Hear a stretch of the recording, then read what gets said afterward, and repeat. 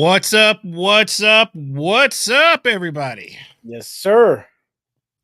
How's everybody doing on this lovely Tuesday evening? Yes. Coming from you, you got to give us. You got to give our little moniker right here at the beginning, bro. I'm used to saying my little spiel after you do your thing, bro. Oh, well, I wanted to greet everybody. Is that business can be handled later. I want to make sure that everybody is greeted. They feel like a part of the team. They feel like a part of the show. They feel like Okay. they have a say in in some things, and I just want to say Okay. hello, man. Why you trying to rush, bro? You trying to This is man. This is this going to be a great interview, man. I'm looking forward to this one. okay, but we gotta be patient, bro. He's That's what you're here for, bro. we gotta be That's patient. what you're here for. You know, it's like I'm trying to play behind the beat. You trying to play ahead of it. You know what I mean? We gotta have a happy medium. Happy I'm not medium. the bass player, bro. I don't have to worry about y'all. Don't get me started. Okay. So anyway, yes, welcome to Local Musicians. XP. We are so glad to be here on a Tuesday evening. 9 o'clock start. I think the 9 o'clock start is a hit, man. I don't know about You think so? I know it is. I know Okay. it is because I've heard what the folk are saying in the streets. Okay. So, Okay. I think 9 o'clock is even though it's close to our bedtime at this point in our lives. I'll be in the bed at 10 o'clock, man. Hey, I'm not ashamed. If I'm not playing, Don't tell me you doing it. Are you taking naps during the day, or are you just what you doing? no, that's no nap. Okay, if you take a nap No. though, Oh, if I take a nap, it's the only time but I'm only napping now if either I'm up super early or if I have a late gig, right? Which right, we don't really have that many right, late gigs anymore. But um bro. It's that time of year with the ceiling fan, bro. Oh, ceiling get- fan on with me year round. What you mean that time of year? man, you put that nap on with the ceiling fan on, you're done, son. The ceiling Yeah, fan is on year round, dude. Year round. It could be 30 degrees and I got the you ceiling still fan have on. the ceiling fan on. Ceiling fan on, man. No heat. Can't sleep with the heat on, man. Right. Can't sleep with the heat. So, but anyway, yeah, so welcome to the show. If you are on YouTube, please subscribe to the channel. We've had a few new subscribers over the last couple of days. We really appreciate you guys coming in and being a part of what we are building. Please recommend to the show to other people that you think might dig it. The only way the show can grow is if we get more subscribers. So, subscribe on YouTube, follow on Facebook, follow on Instagram, and you can follow our pages there. Uh, if you are on Twitch for some weird reason and you're a young person, because ain't no old people on Twitch, man, Oh, unless they're gamers. But right. but still that's another platform that we want to build.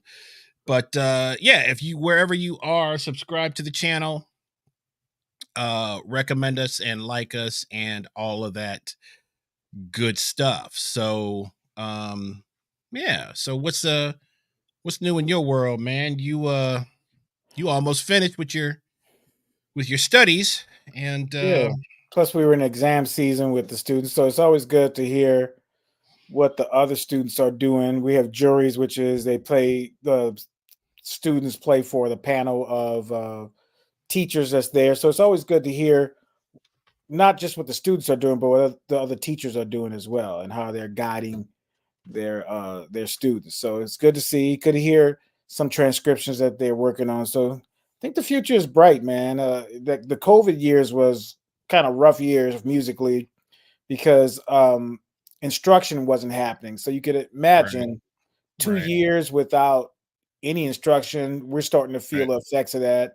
Our right, guests could talk about that more too. You know, middle school, not having 2 years and you're thrust into high school, not playing an instrument, it's decimating. So we wouldn't even think about that because of the pandemic. We don't think about the overarching effects of music in schools and education, how it affected that. So Yeah. I think we're just now getting back to where kids are starting to try to catch up, but it was kind of devastating to not have music in schools for 2 years. So, I mean, do you think that you're back on the path to or to getting that headed in the right direction, or do you think that's still going to take a little more time? It's going to take some time. I mean, you look at a situation like that, and evaluation starts to take place, especially parents. We have to sell parents on letting a student uh, go toward their passion, right, and to support it. And if when I remember my brothers when they were considering going to college, my mom never said, "What's your plan B?" But with me as a musician, she's like, "What's your plan B? Are you going to do education, whatever?" But why does there have to be a plan B? You don't. If a person was going to doctor to be a medical doctor, nobody Right. says, "Hey, what's your plan B?" Right. But you get in there Right. and not like the sight of blood or whatever, and then or give up on certain Or things. it's just hard. I Right, right. mean, anything that is going to be worth it it's going to be hard. It's going to be a challenge. It takes time. There's a lot of isolation. There's a lot But of it's unfortunate you that we know ask a child 16, 17, 18 years old to try to figure out what they're going to major in school and figure out right. that's going to be what you're going to do for the rest of your life. I mean, if you had a dime for everybody that said, man, I wish I hadn't majored Right. in, because you don't know what you really want to do No, yet. I didn't really know who I was until I was 25 years old. I was like, that was, you'd be finished with college at that time. Right. So even if you Right. went and got a master's, age-wise, you'd be right at having your master's, and you're like, okay, now I don't want to do any of this, but I spent 6 years doing Right. school. Right. So it's Right. really unfortunate we ask a kid to figure out what they want to do for the rest of their life. But needless to say, it's already hard to convince a kid to major in music and major what they're passionate in. And with the added insecurity of what was happening during COVID, it gets that more difficult. But I think also we're finding students who are like, hey man, I like music and that's what I want to go into. So I'm Right. cool with that. Well, I mean, there's a million different directions you can go in. It's just about having if you have that singular passion, uh, you'll figure it out. That's Oh the yeah. best advice we can give you. I You'll I figure it think out. nowadays employers are looking for people who complete stuff. They don't even care what your degree is in.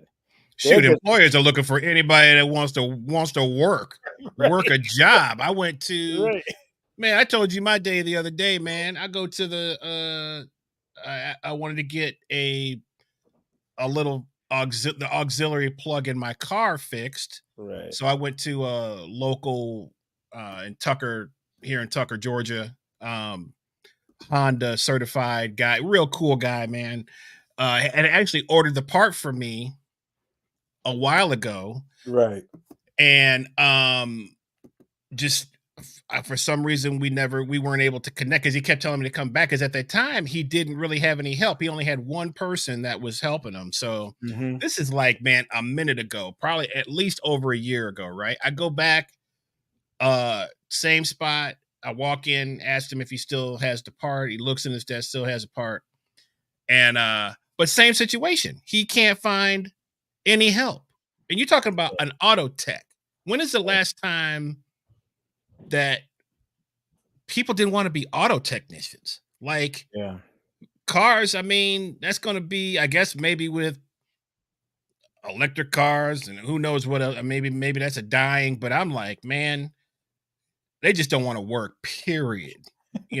That's what I see. So anyway, Yeah. they want to do, you can, well, that's a whole nother conversation. Anyway, uh, so anything, I guess, played the jam session last night. This would be interesting. Man, there was some interesting moments, man. I just have one question, Okay. and this goes out to people that call themselves vocalists. You might want to save this one for our guest, but No, I'm this, gonna set him up though, because this would be a good segue. okay, okay. Why do you want to sing every note on one word? What about a syllable?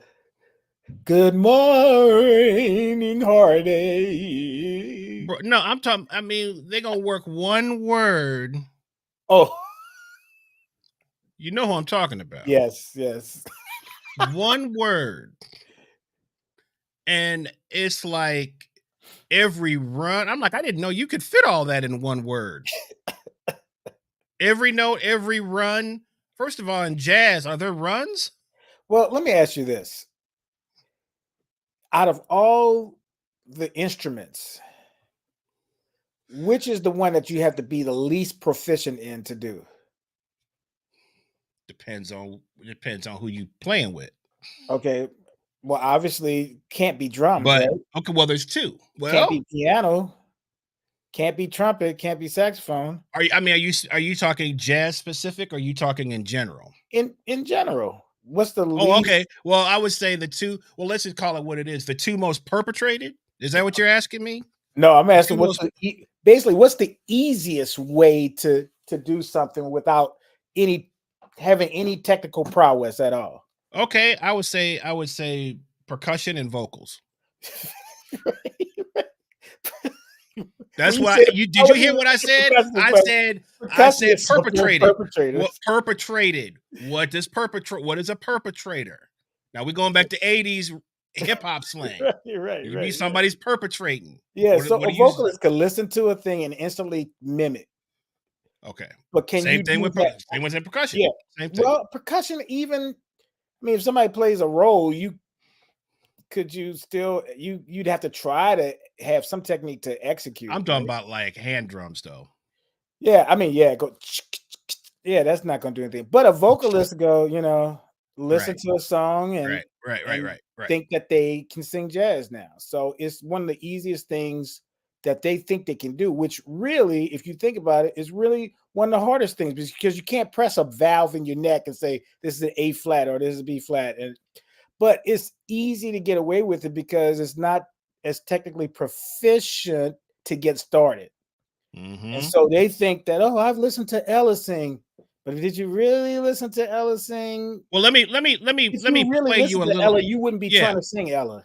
Let's play. I'm going to play you a little bit of a real vocalist, a real jazz vocalist. Okay. It's like a flame that lights Okay. Diane Reeves. the gloom on the wings of every kiss. Drifts a melody so strange and sweet. In this sentimental bliss, you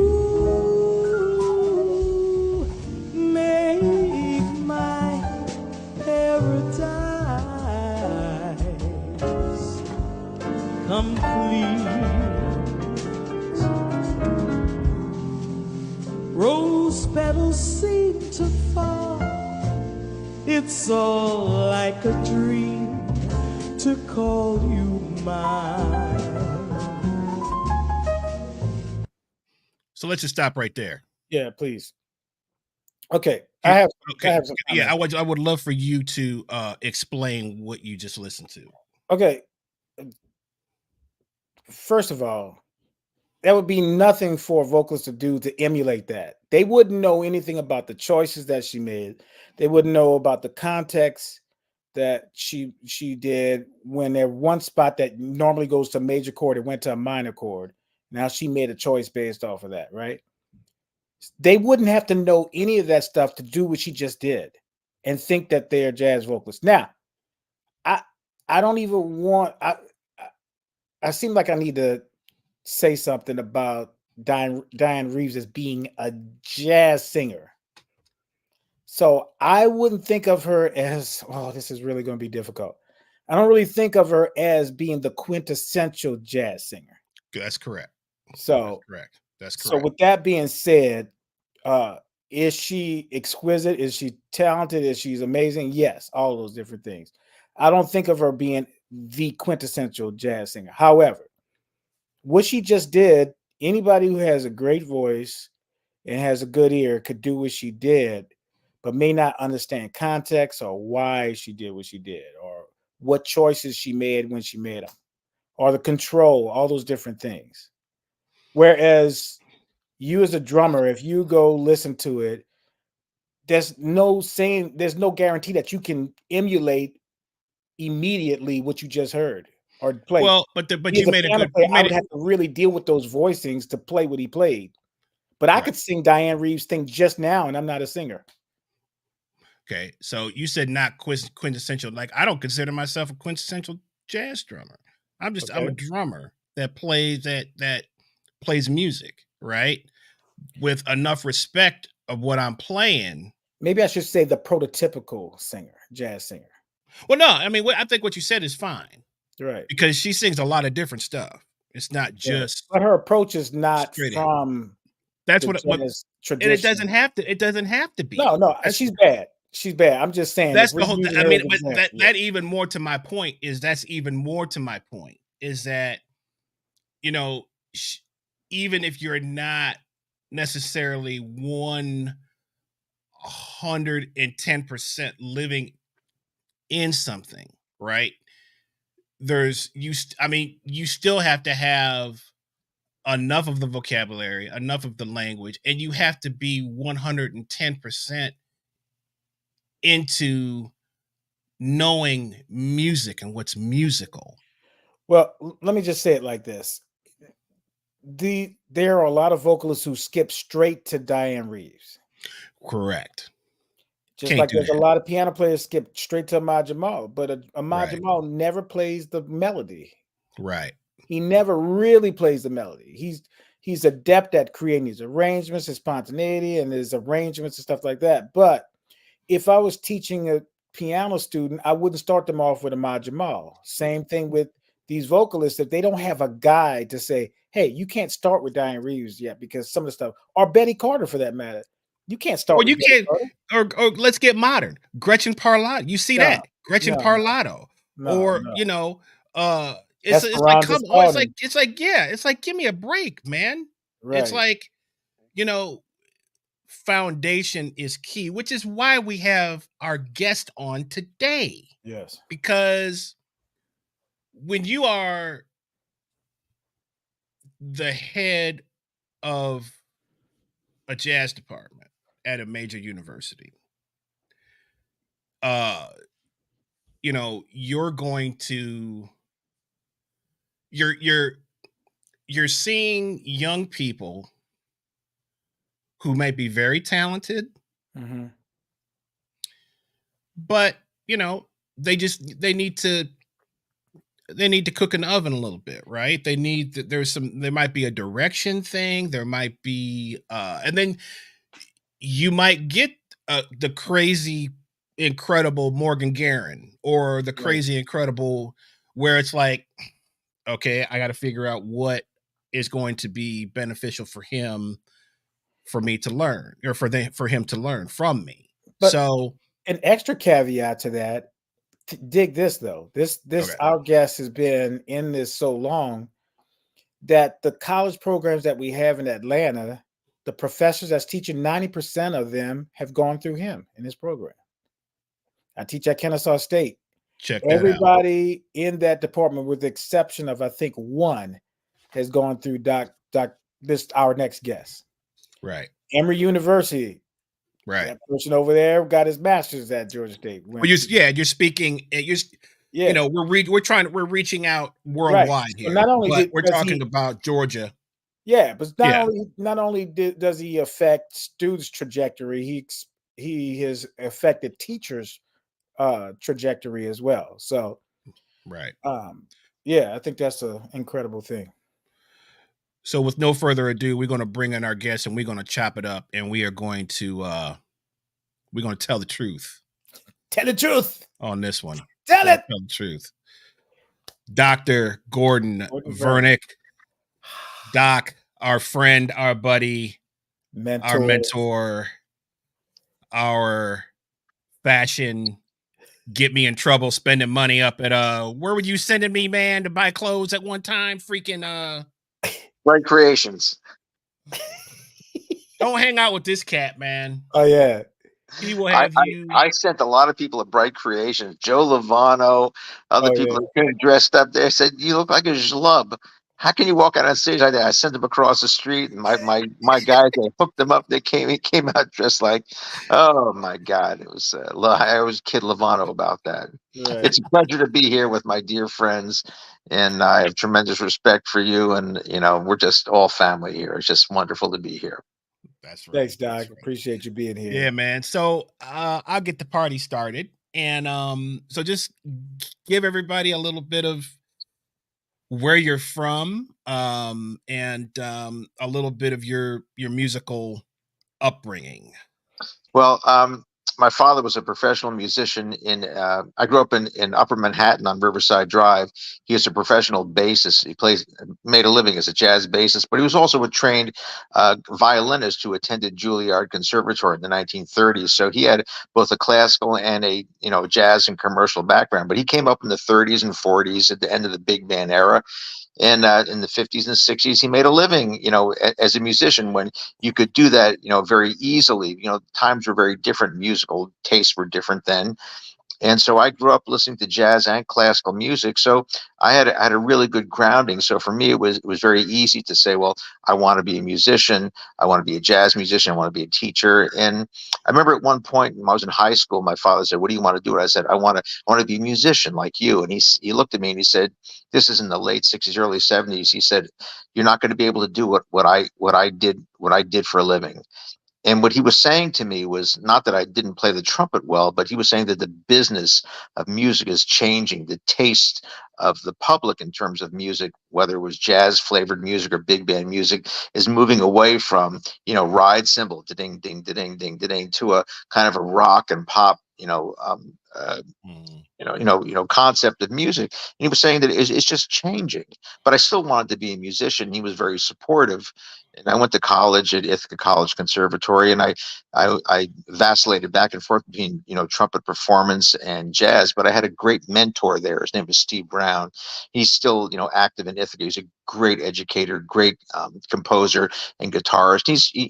I saw what he was doing. He combined the best of everything. A great teacher, a very articulate musician, great, and he was a great drummer. He was a good pianist. He was a great guitarist. He was a composer, and he was a bachelor, and he drove a sports car. And I could probably say this, back in the 70s, he was growing weed in his backyard, and he had it hanging in his basement. And so I thought, oh my God, I'm a freshman in college, and I'm seeing this, and I had to look at Steve Brown and my dad, who comes from a different era, who was much more conservative. And I thought, well, do I want to be like Steve or my dad? And I was like, I'm going to be like Steve. And to this day, he was one of my mentors, but not because of the weed in his basement, but because that did help. But it was because of his musicianship and his ability to move through many different layers of musicianship and the people that he brought to Ithaca College that I was able to rub elbows with. And I thought, this is really what I want to do. I want to play, but I also want to teach, and I want to affect people's lives like he affected my life. And even to this day, I can still remember, him getting on me about stuff I wasn't prepared. I played a shitty solo. I can say that. He said, you can't do that. You need to make sure that you know this scale or this, or do some transcriptions. And that was, to me, that was an epiphany. And so that's really like led the groundwork to me, being where I am today. But, after I finished my bachelor's degree, I went to, I took some time off in Pittsburgh. I tried to play professionally. I wasn't prepared. Most colleges don't prepare people to be professional musicians. They prepare you to know a bunch of stuff that's not useless, but it's really not going to get you your next gig. And then I went to University of Miami. I did my master's degree there, and that taught me that was real world experience, because if you didn't perform, you didn't play to the level, you were just replaced. And it was a very rude awakening for me and for a lot of young musicians there. But I was used to that coming from New York. So for me, it was like, okay, I understand how this works. But it was that really set me in motion in the next part of my life, where I just played the trumpet for a living for 7 years. I didn't want to teach. I had a master's degree, but I worked on cruise ships. I toured. I played in New York. I played in Florida. I played at resorts. And then when I was about 30, I said, I can see the writing on the wall. My dad was right.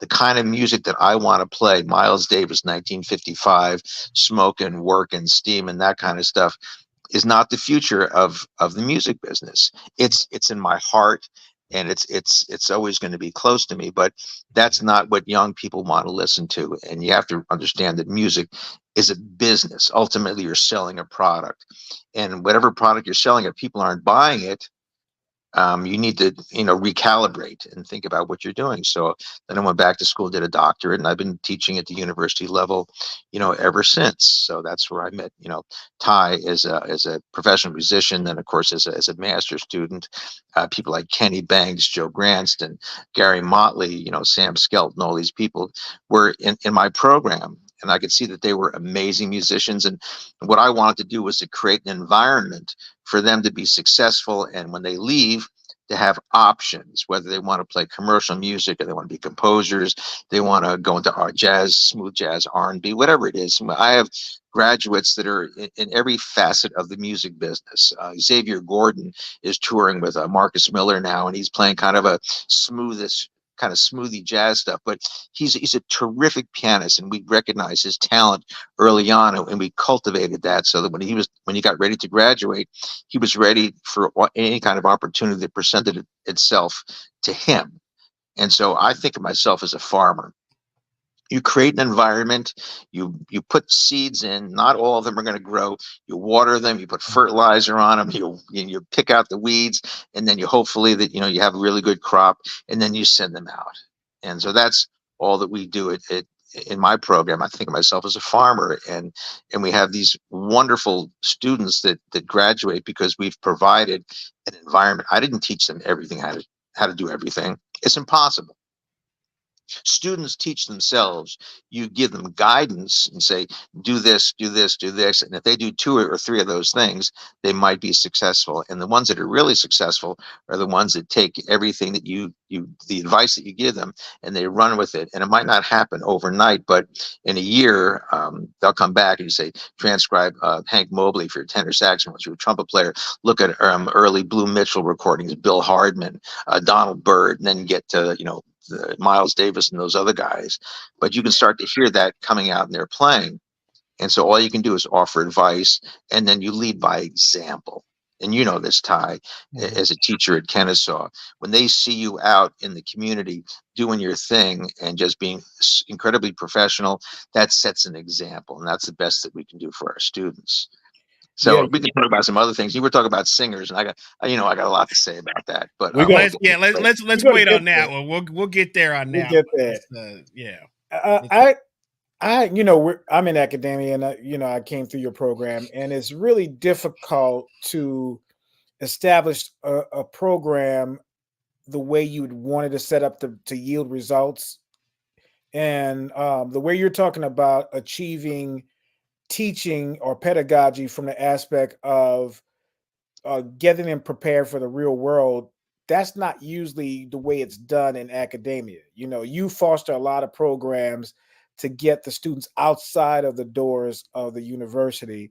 Were you met with difficulties with trying to construct that program? Can you tell us how you started to design the program based on that template that you have?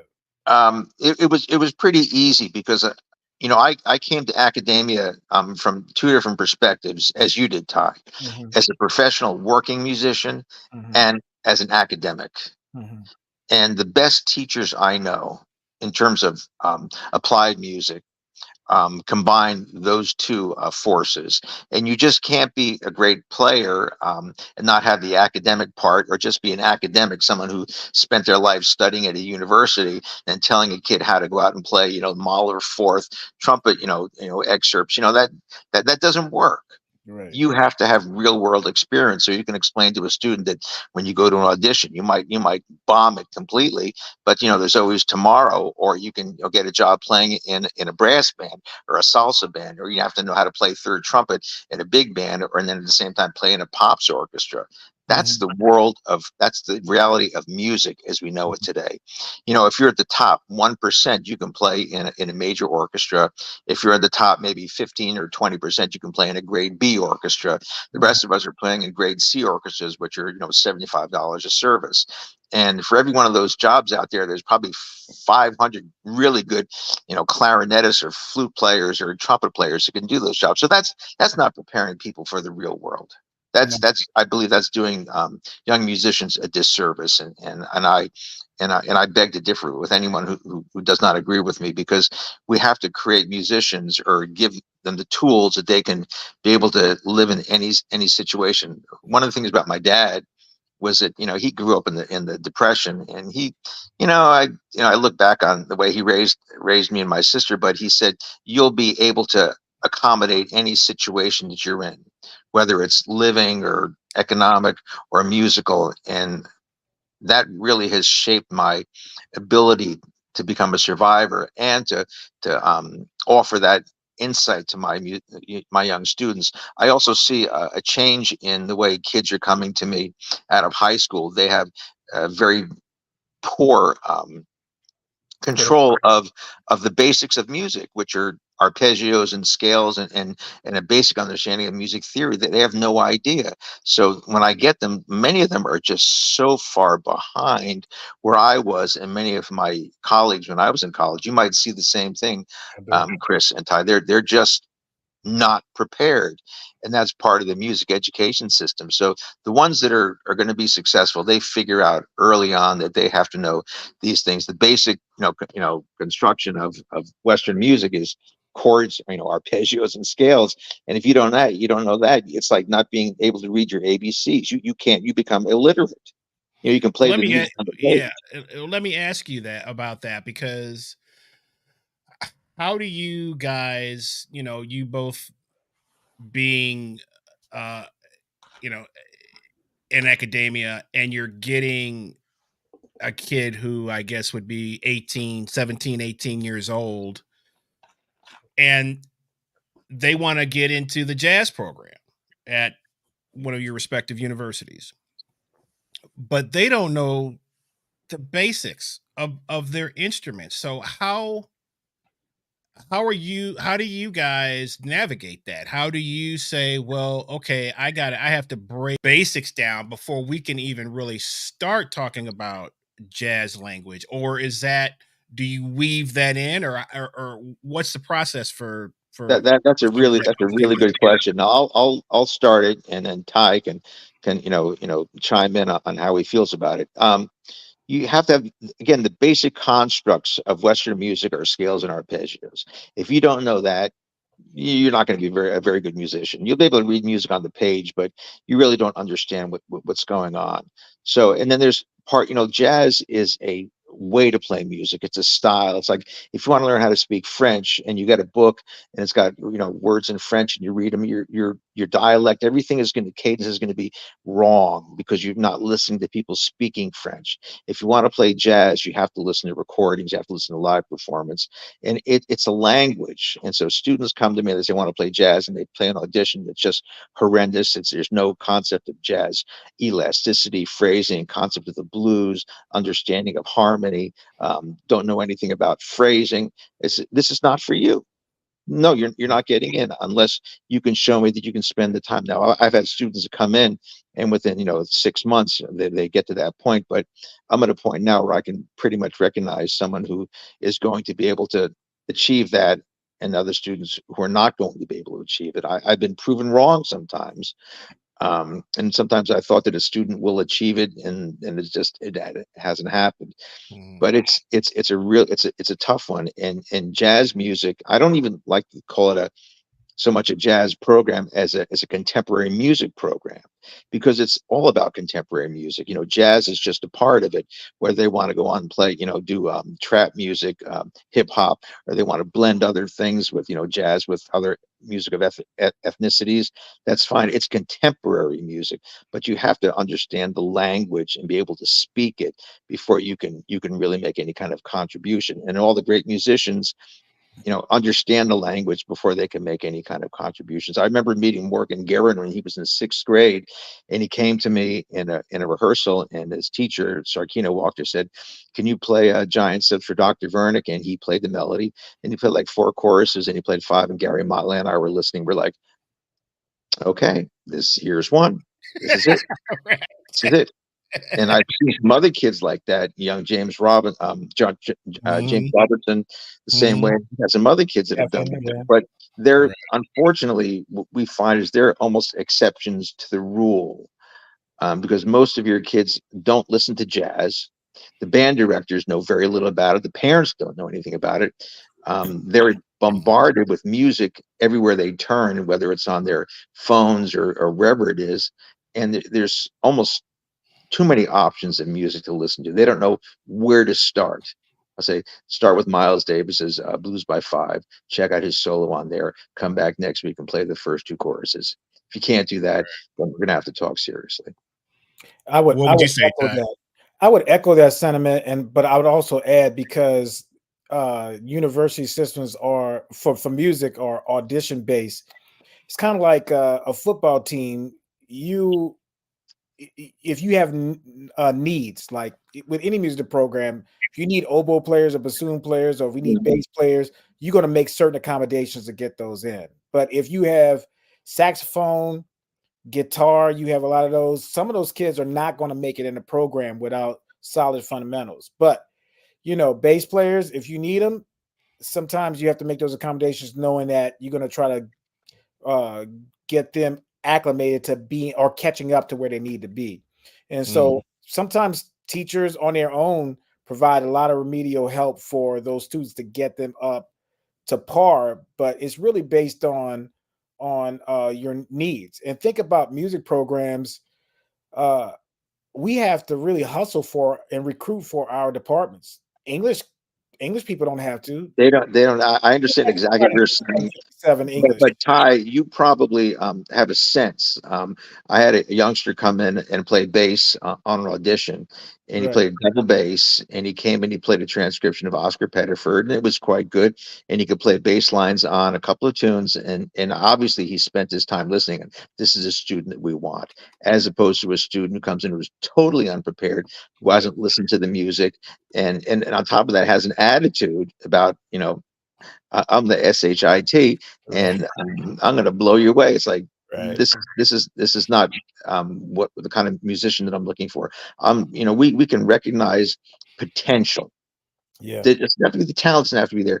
It's the potential. Can you tell that there's a kernel of something that is ready to germinate? Right. And then hopefully over the 4 years, we can provide an environment with the classes, with the ensembles that we offer, and the teachers, applied teachers, that they'll develop into that kind of a musician. And again, it's like every kid that's recruited by Georgia, the football team, doesn't become a starter. Right. Some of them, just they show potential, but they just don't have the heart for it. They don't have the work ethic. They don't have the organization. I ask kids all the time, say, why do you go to college? Well, I want to become a Pepe. I say, "Dude, that's the wrong reason to go to college. You can learn how to play music. You don't have to go to college. Charlie Parker never went to college, and look what he became. John Coltrane, Miles Davis. You go to college to become organized, to learn how to practice, how to get from point A to point B, and how to ask the right questions. The rest of it's up to you. We can only offer suggestions, and then the student has to say, I'm going to do that, or I'm not, or they discover themselves, or they find a group, a cohort of other young musicians who think the same way, and then they come in at night when no one's around, but I know they're there because I can tell, because the stuff's all messed up, and they're playing till 2 o'clock in the morning, and they come back the next day and say, hey Doc, check this out. This is what we did last. Where'd you do that? We did that last night. I'm like, okay, I like that. maybe not my cup of tea, but I Right. like them because Right. it shows organization, it shows Right. foresight, it shows that they're planning, they're thinking about something. I mean, I dig what they're playing. It's not my cup of tea. I don't really care. That's not the point. I'm not going to like everything, but they're Right. out there. They found a voice and a way to express themselves, and that's all I can ask for. Yeah, you mentioned Xavier Gordon. And I'll say this real quick because I know Chris has to get to his next topic. But Xavier Marcus Printup came up to me, called me up and said, "Hey, Xavier is going to be applying for Georgia State's jazz program." He's like, he's never played jazz before. I said, "Well, how long do we have?" It's like 3 months. I said, "There's no way possible." He said, "Well, just meet the kid, blah, blah, blah." I hear him. So I heard him play. He's already a great gospel player, but he had no sensibility. Well, not a lot of sensibility toward jazz. So I told him, I said, let's map out a plan. I said, but you cannot miss a lesson. You can't miss a homework assignment I give you. If you're gonna reach this goal, you have to do all of this. And he did. And like you said, he's one of those rare ones that you like, oh, okay, this kid is serious. And he did. He went to his auditions, passed with flying colors, took lessons from Kevin, and I just watched him soar, and now he can do whatever he wants to do. It doesn't have to be typecast to one style of music. They might not even know what type of jazz chops that he has, but that kid, we saw in him and Marcus saw in him that he recommended to me and recommended to you that he wanted to be a part of that program. So, it Well, can he came in, and we could see that the potential was there, and the organization was there, and the seeds were there, and we said, this is the kind of student that we're looking for. Again, they go in many different directions, and they're not all going to become bebop pianists. That's not the point of a jazz program. Even though we call it jazz, it's still contemporary music. They need to understand and value what these important pianists have done, but they need to find their own voices. right. That's really where when it comes, that's our legacy. When we see these kids out there who've grown up, they become adults, and they become our colleagues, and they're developing a voice of their own. And some of them, get to that next level. Not everyone does, but Right. that's our legacy. Right. Right. And that's a beautiful thing because, just as you said, everybody that plays for the University of Georgia is not going to be an NFL player. That's not the point, but it's the skills that they're learning when they go through the program for 4 years. The discipline that you attain, right? The how to work out solve a problem, how to support somebody else. You might be the third string guy, but your contribution to the team, in particular, whatever position group that you belong to, is still going to be important because you might not be the fastest guy, you might not be the most talented, but you may be a guy that is destined to coach. So you're absorbing whatever that coach is giving you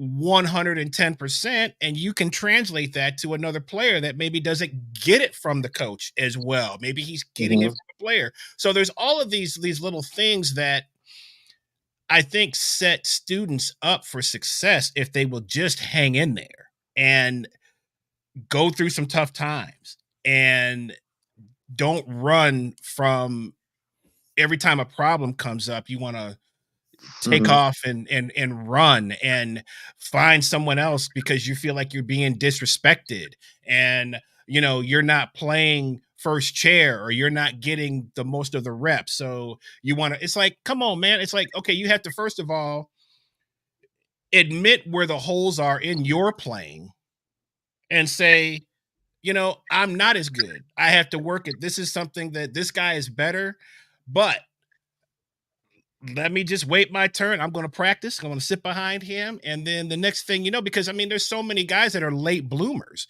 How do you, I guess you can't really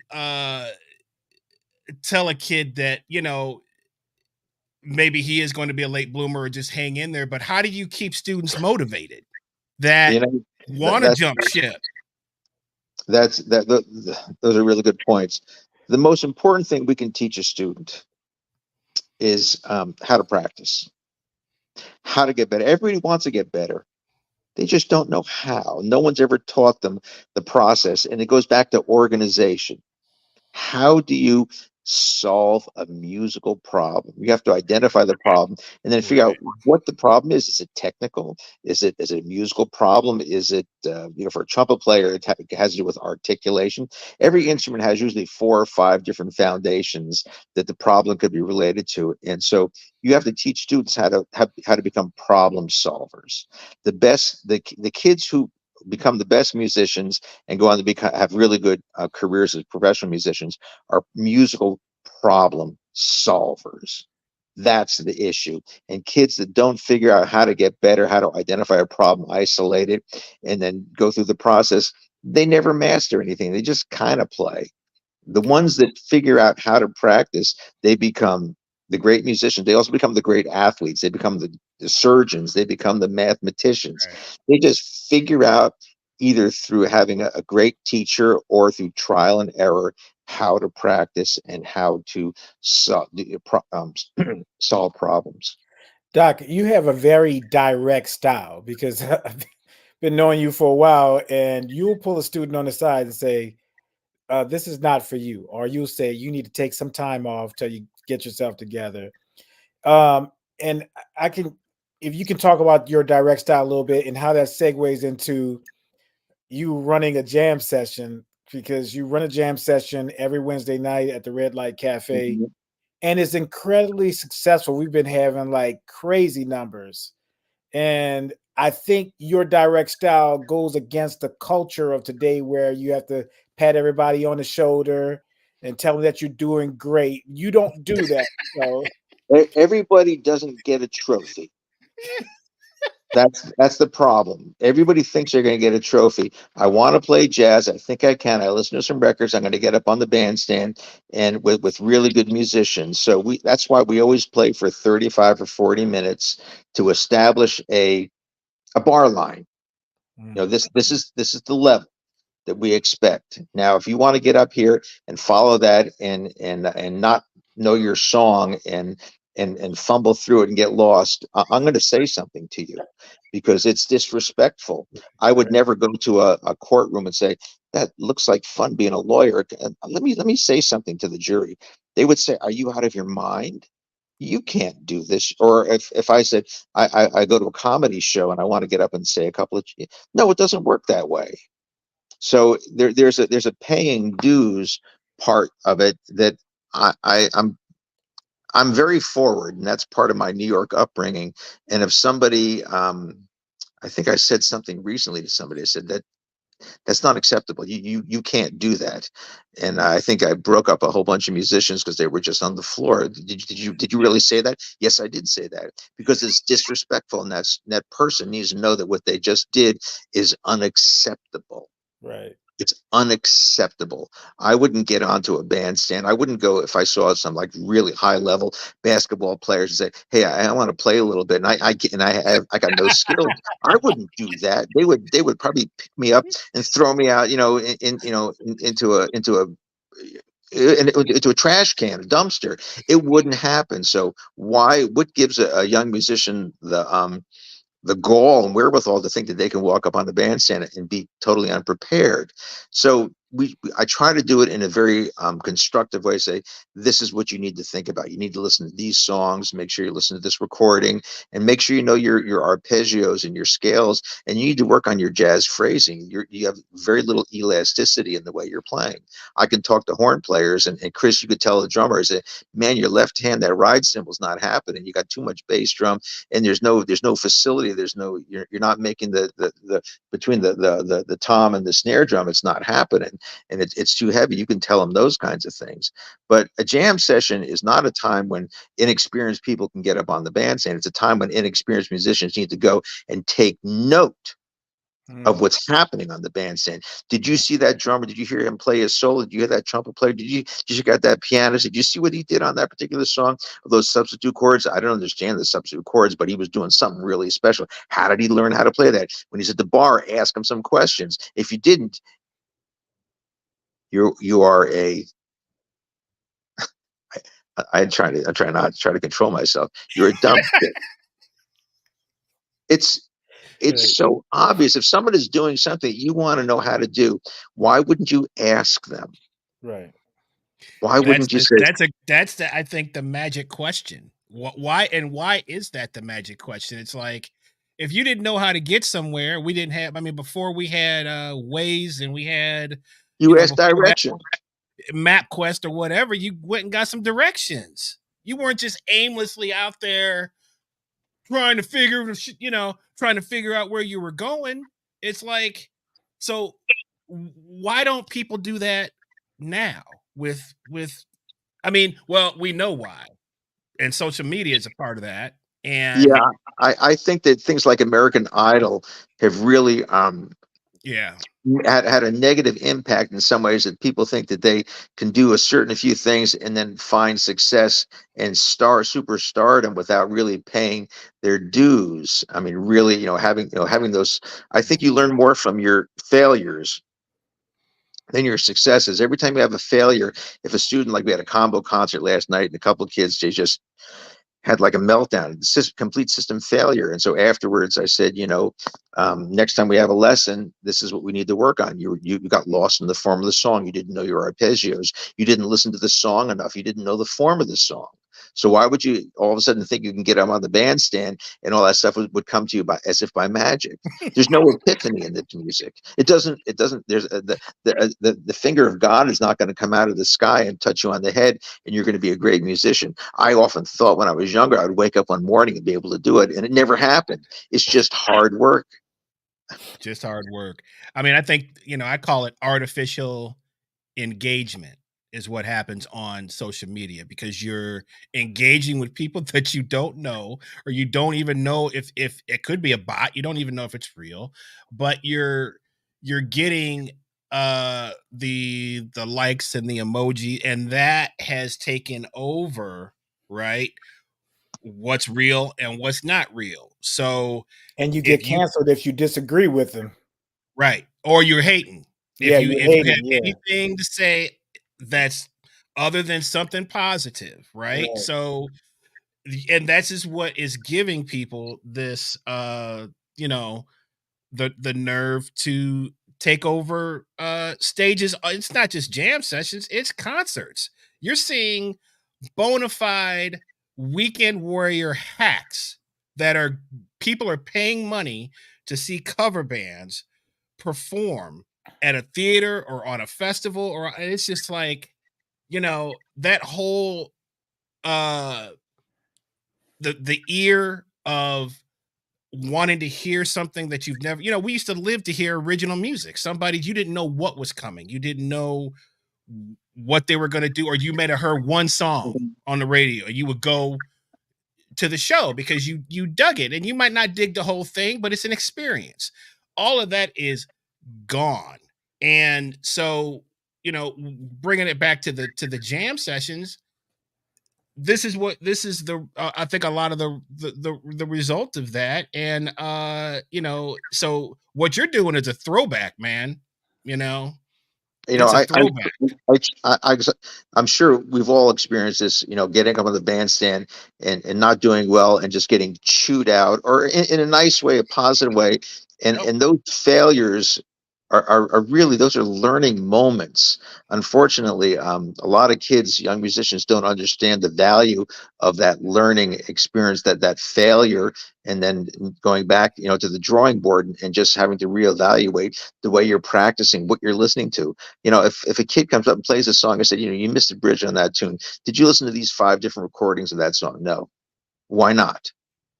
What makes you different from anybody else? Why would you not do that? Why would you be so unprepared to, preparation is everything. So, and I've had moments on the bandstand where I'll just kind of forget a bridge, or I'll just mess up on something.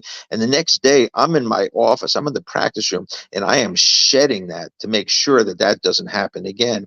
It happens at all levels. And every musician has those system failures, I call them, or those little glitches in our playing, that it's like, I'm not going to let that happen. So that's what we have to do the next day. And I tell students, next day, make sure you get in the practice room and make note of what didn't go well, and you have to figure out how to make that go well the next time you play. Right. There's no substitute for just organized practice. What went wrong? Identify, isolate, repeat, and figure out whatever it was that didn't go well. You got to figure out what happened so that doesn't happen again.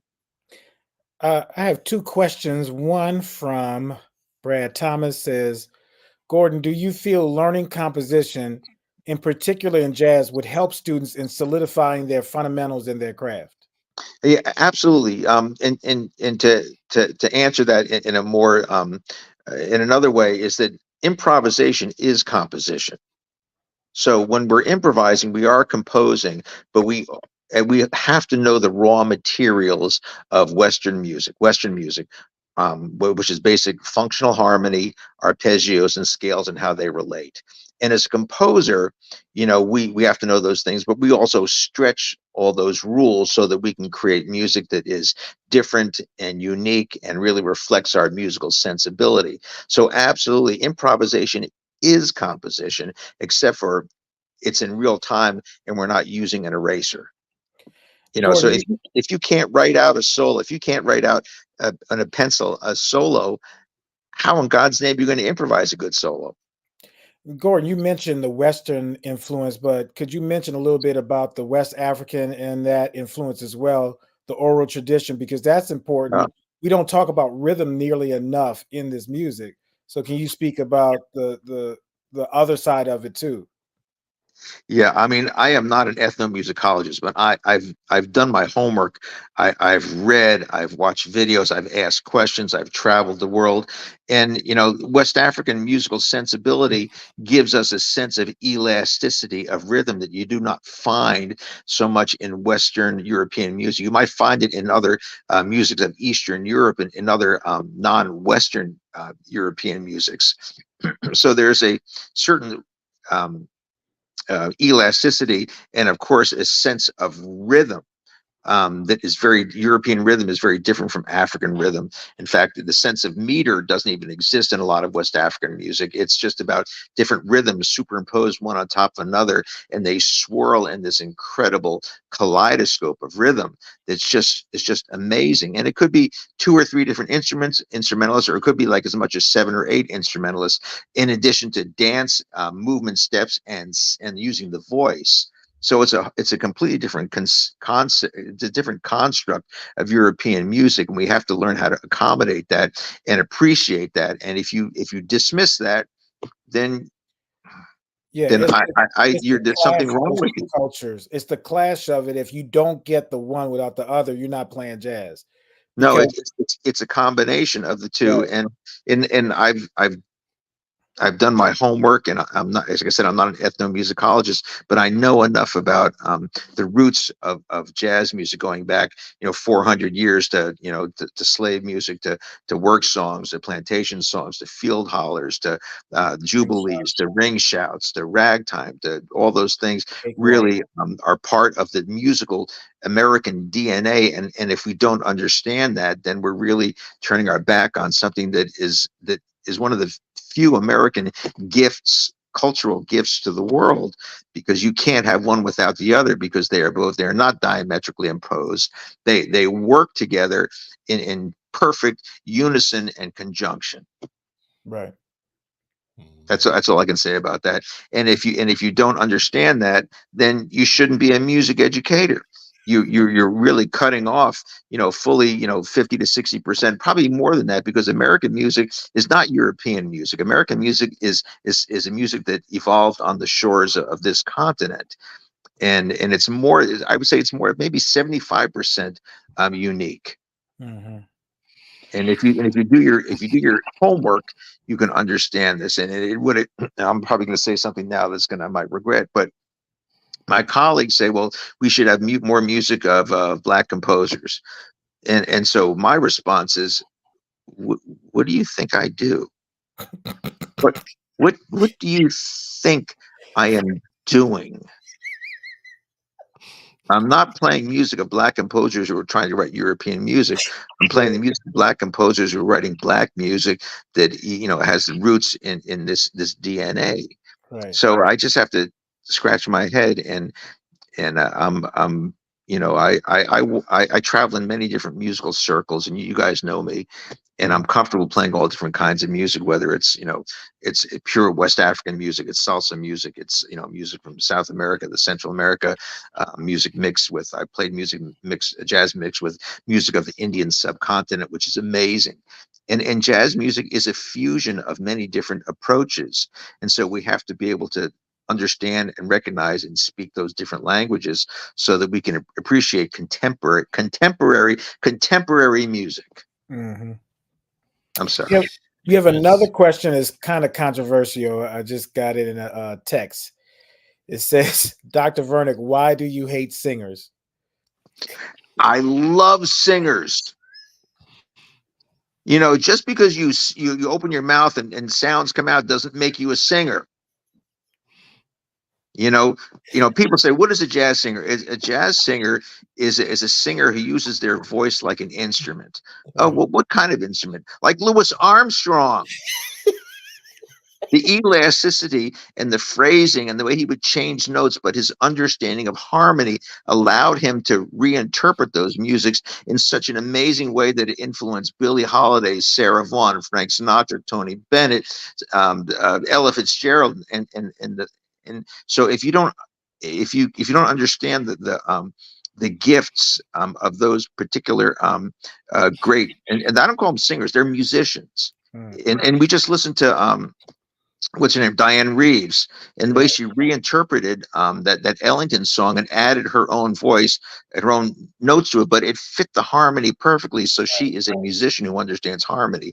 I hear singers have no idea about form and harmony, and they don't even know the melody. So don't get up on my bandstand, because if I was a trumpet player or a saxophone player, got up and messed up a melody on it, I would say, son, or whoever you are, you need to make sure that you know that melody when you get up on the bandstand. Why would you do that? It's like getting up and trying to recite, the Pledge of Allegiance and doing it all ass backwards. Just make sure do your homework, do your due diligence, and that's what I have a problem with, when singers don't do their due diligence. There you go. Well, because a trumpet player or saxophone player would have to make sure they know that melody and the harmony and the form. What makes a singer any different? You are a musician. Well, if you want to go down this road, I'm so might sorry. as well. I got a lot of people could be. Well, I tried, and Tyrone took it into West African. I was trying to stay. So that was a good comeback there. I like bringing it back. So, my biggest thing, man, is when singers don't choose tunes that suit their. I mean, I guess when you're talking about standards, there's a million. You can go here, just like you said. You should go listen to. Okay, let me go hear what 4 or 5 different people did on this particular song. Okay, because that's what, if any instrumentalist has any kind of like let's say substance, or they just want to do a good job on the tune, that's what they're going to do. But as Tyrone alluded to earlier, singers don't do, they mimic, and so they hear something that they like, and they think they can do it. They'll even say it, I'm going to do the Diane Reeves version of whatever. We're like, how do you know?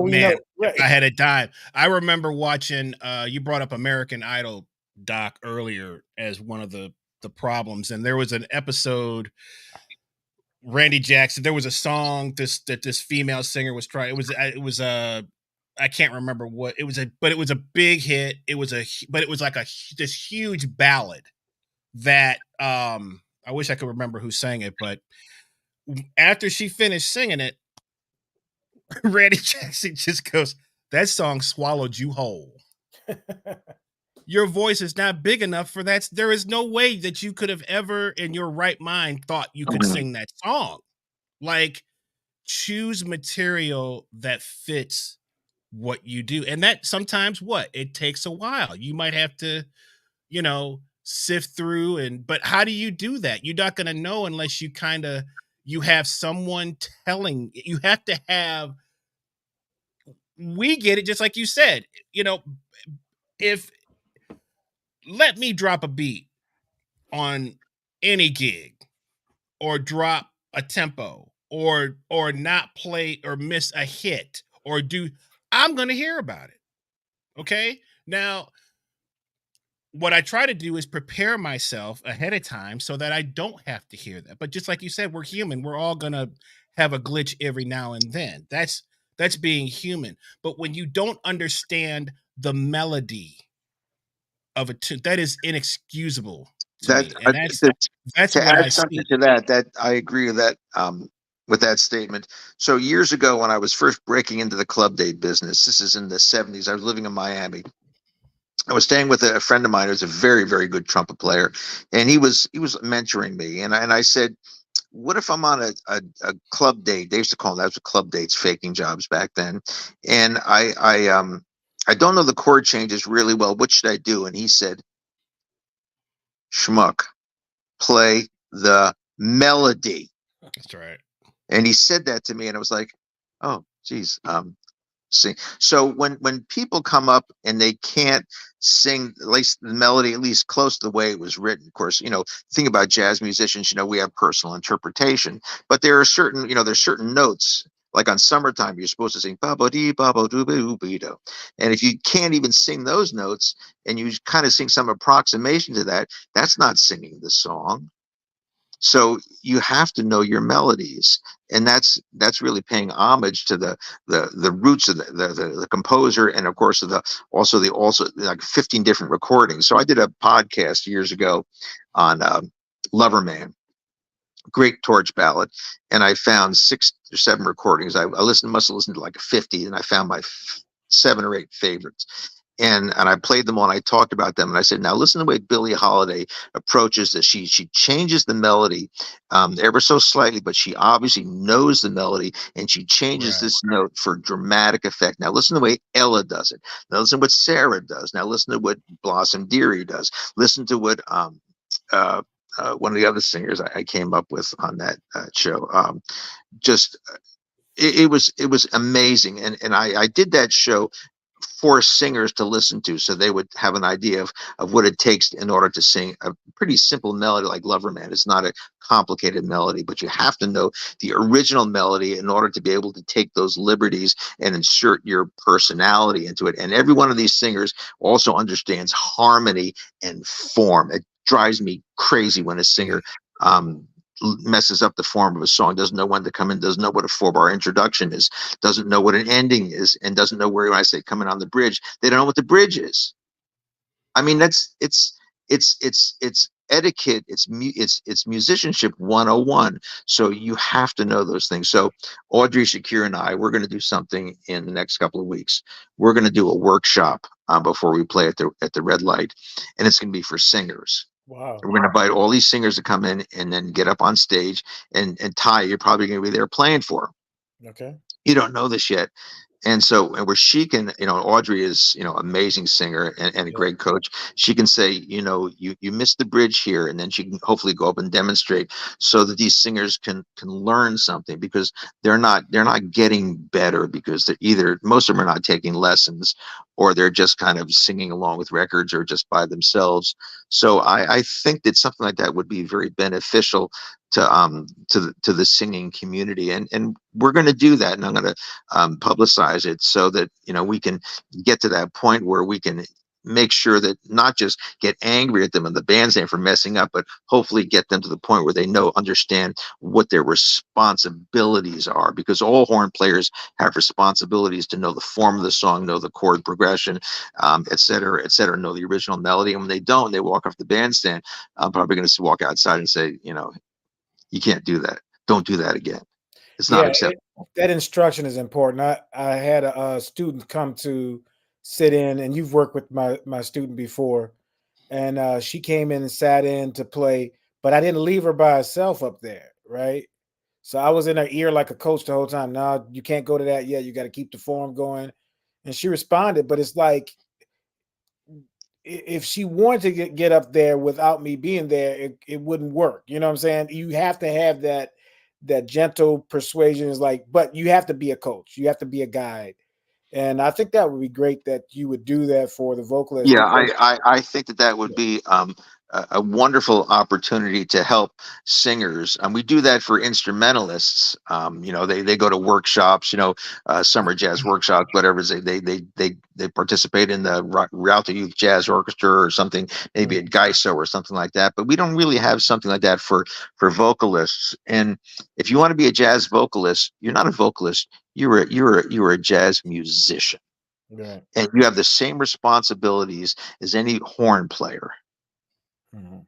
That's just me, and that's my personal bias. And right or wrong, you can hate me for it or love me for it, but I live by those words, because all my favorite singers and the people I have incredible respect for, that's the way they approach the craft. Well, you have a weekly radio show that you do, and you really expound. Would you consider yourself a jazz historian or historian in general? Yeah, I mean, I'm not like a Lewis Porter or Gunther Schuller, but I've done my due diligence. I'm always reading, and I'm always learning about new things, and I'm always willing to admit when I didn't understand something, and someone points out some new information to me. It's like, oh my God, you're absolutely right. I had no idea. And so, I'm a historian, but I'm not that level of those people who write those books. But I know more than most people do, because just I like. just out of it really comes out of curiosity. I'm just curious. I want to know. You did a podcast or a radio show on Lenny Tristano that I thought was really good. Not too many people talk about Lenny Tristano, so that's cool that you're dropping those nuggets on people so they should really tune into your show. How can they tune into your show? You can find the Jazz Insights podcasts. There's almost 250 of them. They're on iTunes. They're on a number of different websites. If I got like 10 cents per download, I wouldn't be here talking to you right now. I'd probably be down somewhere in the Caribbean islands or something. I don't know. But they're and you can go to something called, I have a website. It's called jazzinsightsinfo.com, and you can get all the podcasts are there, and I have discographies, and it's about curiosity. I'm just curious. I wanted to know about Lenny Tristan. I heard about him, and I want to know whether what's that I read about him is true. And he's a controversial figure, and he was a great musician, but he was as we call a little left of center. But he had some great concepts, and just like Bill Evans, and I was really interested in Hampton Hawes. I didn't know much about him. Someone said check him out, and I found out he was an amazing pianist and If he drummers. didn't go to jail, he would have been with Miles' first group. Yes, and people said check out Max. Who's the most melodic drummer? Check out Max Roach, and I started doing research, and then I found all these recordings, and it's like, oh my God, I had no idea that he's like a horn player playing a drum set. What it comes down to is curiosity, and what I find is that a lot of students are not curious. Yeah. And it drives me crazy when someone doesn't share my passion and my curiosity, whether it's for history or for learning their scales and songs. I'm just like, why? My question to those people, to most people, is why would you not do that? Not why wouldn't you? Why would you not? You're choosing to not to do that, which doesn't make any sense to me. Right. Well, we've talked a lot about the art of listening, and how important the art of listening is, many times in our show, and how you start listening at a young age, and it just sort of becomes second nature to you. It becomes part of your, especially if you're trying to, well, first it just starts, it's like if you like something, you should become more curious about that. It's like, if you like music, then there shouldn't be somebody holding your hand to go listen to something, right? That should just be something that you want to do. You want to find out more about that. But I find that they have so many options now. We're talking about young people. They have so many options of Yeah. entertainment, and they may be busy as well with different things. They may be, play soccer. They may do this. They may do that. So they have a lot more options than we did. We we had a couple of options, but not as many as they do now. So what would your advice be for someone who's younger who, wants to get into music and, but just, how do you, block out some of the other things and make that just, how can you focus on that? What would be your That's an excellent point and a question, Chris. Um, as old as I am, when I was interested in Miles Davis, I had to either get my mom to take me to the local department store, had a record section, and buy the latest Columbia recording of Miles Davis, or find some old ones, and it cost $3.95, and I had to go home, put it on the turntable, or if I didn't have the record, I had to borrow the record from someone, or if the turntable wasn't working, I'd take the record over to someone else's house and listen to it. And so there was effort involved. So when you expend effort, there's value.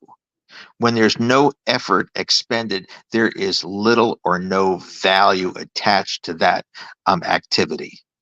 Yeah. And that's the problem. There's all you get on your phone, you ba ba ba ba ba. So I did a workshop yesterday at a North Clayton High School, and the kids there, they're sweet kids, really nice kids, have no idea what's going on. The tenor player plays pretty good. I said, "You ever listen to any jazz?" He goes, "Oh," you kind of mumbled something. I said, "Give me your goddamn phone." I didn't say that, but I said, "Here, let me see your phone." And I said, "Now let's you play tenor saxophone. Let's find Google like the 15 greatest jazz tenor saxophonists in the history of the music, going back to Lester Young." And I said, "Now pick one recording from each one of these people, make a playlist, and listen to them. You're not going to like everything, but if you like the saxophone, this is what you have to do." The problem is they don't even know where to start.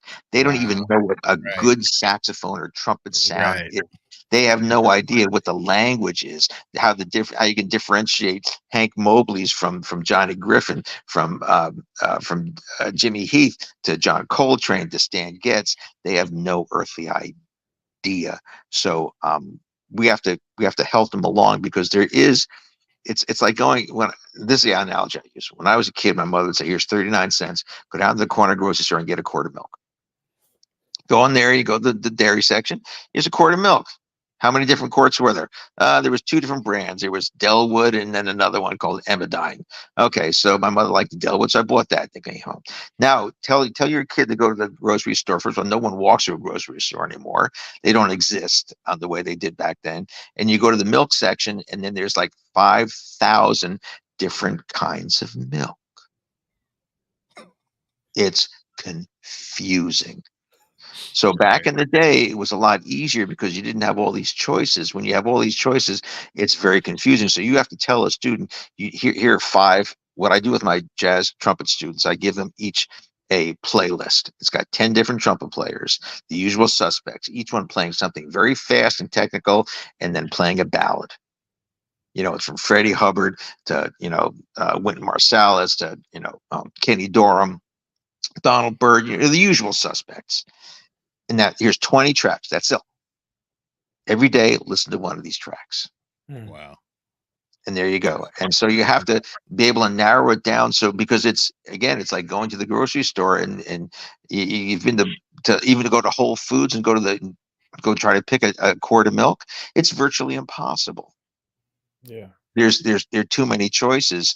And one of the other issues I have is that, in terms of contemporary trumpet playing, and some people might not appreciate this, but the sounds are really homogenized. They all kind of sound very similar, as opposed to every instrument.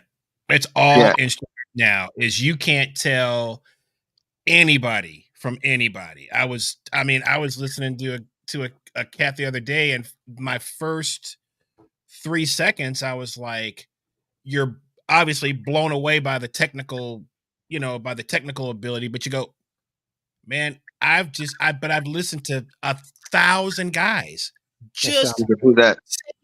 Same exact same exact vocabulary, same exact thing. So that's a problem, because there is there's a kind of a homogeneous, there's a homogeneity of sounds that are coming out of contemporary musicians. I read this book Mhm. recently by Nate Chinnon, who's a well-respected, critic, and of course, there's always an issue between critics and musicians. But he wrote a book called Playing Changes, published in 2019. I got the book and I read it, and then at the end of each chapter, he talked about he had a discography of all these people, many of whom I'd never heard of, and I made a playlist. Tried to find every recording, and I listened to at least 10 or 15 tracks from each artist. Many of them I didn't care for. They all play very, very well. I'm not saying they didn't play well. I just Right. didn't touch me. And most of the music for me was rather forgettable. There were a few things I heard from Jason Moran that were just unbelievable, that just so unique, and there are a couple of other things, but I'll go back to my usual suspects between 1945 and 1967 any day of the week, because I can recognize the compositions, I can recognize the improvisational style, and I can recognize the articulation, and I can recognize the sound. Doc, you bring up a point though. That's the sweet spot for you, 1947, 1965. But we talked about on our one of our shows about being an interactionist, and you're one of those type of people too. So you value like myself, Kenny Banks Jr., Kevin Bales, who are really creative with substitutions and harmonies, and with like Chris, where we do different grooves and stuff like that. How do you is that part of you stretching yourself, or how does that appeal to you wanting this more assertive style of harmony and interacting with the band? How do you reconcile those things? Um, I like, it's like everybody likes like what you like in terms of like to eat. You have like your favorite things, but every once in a while you want to go to a restaurant that's really going to stretch your taste buds, and Mhm. you're willing to try things, and you can learn to appreciate other things that are very much away from your chicken, beef, and pork. I'm just using those as an example, but there are many other things out there, and I can appreciate all the great contemporary trumpet players and trombone players. Like we just had Marshall Jilks come and spend a couple of days with us at Georgia State, and he was incredible. And he's a young guy, and he's just killing it. And I really appreciate what he's doing. We had Sean Jones, who's just an amazing trumpet player. So I appreciate the things that a lot of, and they're not even kids anymore. There are guys who are, I just heard Kellen Hallis, who's a 23-year-old young woman who's playing the trumpet, and she's at Manhattan School of Music. I believe she's at Manhattan, and she's Mhm. just killing it. She sounds fantastic, but they sound very much, um, I can trace their roots on the way they're playing. Mhm. But to answer your question, like I love anything that puts me outside of my comfort zone. I find that if I stay in my comfort zone, I stop growing. Mhm. And anything that pushes me to a different groove, that's why I like playing with you guys, because I'll say to Ty, say, Albert, let's play this song. And I just look at you and you come up with a completely different way to approach the song, maybe Mhm. different groove, different tempo, different meter, different sense of harmony. And I'm like, that's what this is all about. I don't want to play it the same exact way every time. That's Mhm. not what jazz is about. That's what Mhm. classical music is about. Oh, I'm so sorry. Don't do it, man. Don't do it. Not tonight. Not tonight. Not tonight. Well, I don't want to do that.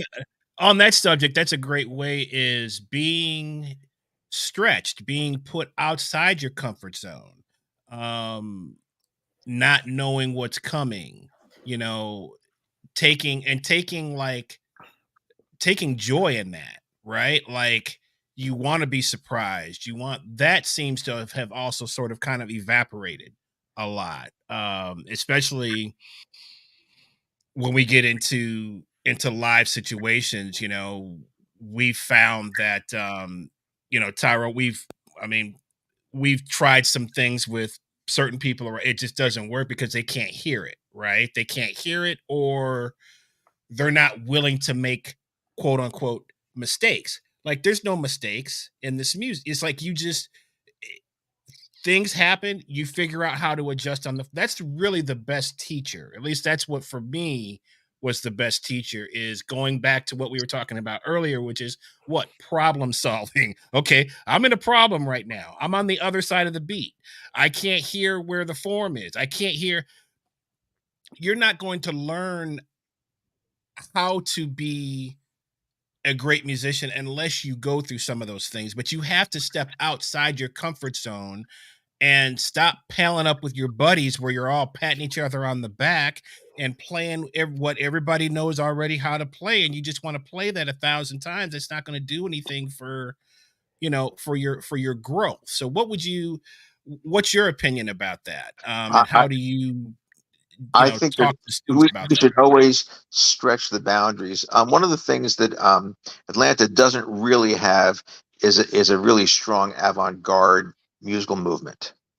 There are maybe little pockets, or every once in a while there'll be a group of young musicians that are really exploring the avant-garde. In other words, free form music and doing stuff that's really outside of the mainstream.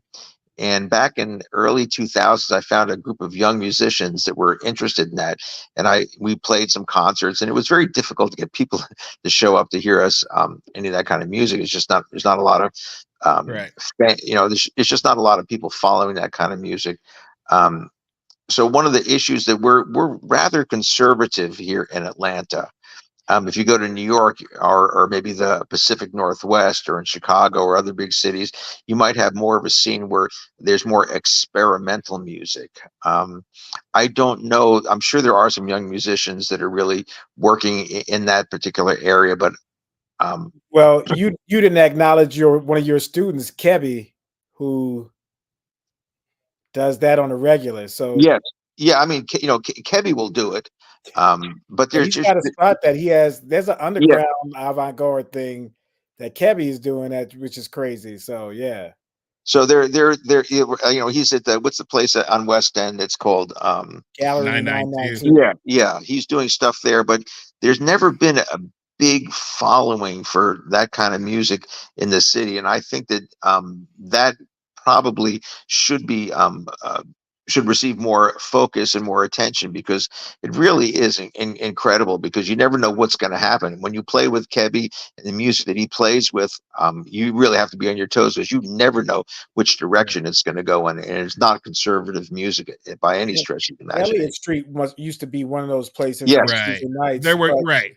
Elliott That's what Street is we're no longer. Yeah, right. there. That's what we're missing is the Yeah, places to experiment. I mean, yeah. even Churchill Grounds, when we played with Russell Gunn on Thursdays, we didn't play any tunes. It was like somebody started off with everybody, it would be different every week. Sometimes he would have me start off the something and we would have to build on that for the whole, and then it would switch off to different people. Man, that was so invaluable in terms of just because sometimes, I mean, some nights it just wasn't cooking. Well, You had to take it, man. But it's funny that's because some people want that. As structured as Joe Granston is, some of the stuff that he did where just the free stuff is like well, incredibly cathartic for him. Yeah, we and used y'all to did do an more. album We next used year, to right? do more of that, Right. But I think as Doc kind of alluded to, man, the attention span of people is a lot different now. It is a lot different than I would say even 15, 20 years ago. It's completely different where people were a little, it seems like the general public, I mean, it was never like, you were gonna wasn't like we were gonna go to some mainstream place and play a bunch of like free jazz or something like that. But there was more of a community of artistic, and Mhm. like you said, Elliott Street was the perfect place for that. Mhm. You know, every night of the week it was something. It was Different. something Right. different. Kevin Scott used to have a jam session Tuesdays Tuesday nights. that was all improvisational. They ain't But, played no tunes. but the problem with that is it's really hard to weed out the cats in that kind of situation for free Well, jazz. It's that's really true. hard because that in itself takes more responsibility than just playing the changes that's there. I think that your ear, your sense of Hmm. democracy in those situations has to be at a higher level. Hmm. And I think that I agree. normally avant-garde music is hard for, you know, a person. We're just making stuff up, and anybody shows up, and you're like, this is Right. not really what it's supposed to be, you know, and it's Right. hard to regulate that. And I don't know Yeah. if, you know, if that's an issue, but to me it is. It seems like everybody's like, hey, I can play because we're playing free. I'm like, I don't even want to go up there if my ear is not working, or if Mhm. my sense But of but the time average is not person, going. Right, the average person, that's a haven right, because right. right? Because Yes. they're looking at it from an I guess like an egotistical way. It's like just Right. like you said, it's like, man, when you play free, It's more responsibility. man, you have to be you have to like really be paying attention and really listening to what the other It's person it's is it's doing. not easy. People think, well, you just wiggle your fingers. There's a lot of communication involved, and you really have to, again, it's a group effort. You just can't Oh just, yeah. be you soloing. It's Right. about the communication. But one of the, back to what you had originally asked, there's just not a lot of opportunities for young musicians to follow that path. And that's one of the, I think, the things about the city of Atlanta that I think, if there were more places, maybe one or two more places that featured that kind of music, it wouldn't be, it's not a bad thing. I mean, I like what I like. Everybody likes to play the music they like, but I'm always challenged. I'm always willing to, if we're playing something at the red light, and Ty goes in a certain direction, the drummer goes that way, and the bass, it's like, okay, we're in there, we're on. Right. Yeah. That's it. We're going to see where it's going to take us. Right. Right. Beautiful. Well, listen, yeah, we're gonna kind of wrap it up. We're gonna bring you back, and we'll talk some more about a couple of other subjects. But this has been great to get the ball rolling, and just talk a little bit. What's next for, where do you want to see your program go? What are some things that you would like to see happen in the next, year or two with your program? That's a, I wish I had I wish I had a crystal ball. I have a crystal ball. I just can't quite figure out what I'm seeing in the crystal ball. I hear Um, you. a lot of kids are not really going into jazz as a profession. They're using jazz as a means to further other options, which might be studio recording, could be production, could be other areas in the music business. But what I'm seeing is not so many like drummers going into studying jazz drum set, but going into it as an opportunity to move into the side of production, music production, which I'm seeing more of, because now with the technology that we have, almost anyone can be a producer, and all you need is basically a laptop and a couple of friends to get together. So Right. Right. I'm seeing that, and I'm seeing fewer kids are just like pure jazz majors that want to just play the saxophone or piano, but they're looking, and the students today are much more um, they're looking at a broader spectrum of opportunities than they say when they say maybe we're about 20 or so years ago, or I'm going to be a jazz pianist, I'm going to be a jazz trumpet player. There's a much broader spectrum of opportunities that students are looking for. And what we shouldn't try to do is try to stuff a jazz program into a European conservatory model. And I'm seeing that happening at a lot of schools now. They're trying to make it homogenize everything, that everyone has the same, we call them MLOs, measurable learning outcome, and they do this, and it's like, it's music and it's about creativity. And can you play my father always used to say to me, he'd say, either you can play the horn or you can't. Whatever style you play, that's up to you. But if you can't play your instrument, you're going to be really severely limited. So my crystal ball says I want to create really well qualified musicians to move in any direction they want to move in, and then we have enough students that we can put together a nice big band and combos and whatever it is, so the students can learn different modes of self-expression. It's all about self-expression and creativity. And again, I want to provide an environment where we have enough students that um, that make it a viable program. And then the other issue is, and I'm opening a can of worms we can talk about another time, is that universities are no longer in the business of education.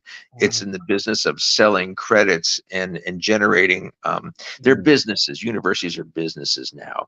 The altruism has left us. They left it, a couple of years ago, and schools are run by accountants, lawyers, and administrators, and the teachers are somewhere down on the rung where 50 years ago the teachers were the most important component of any institution.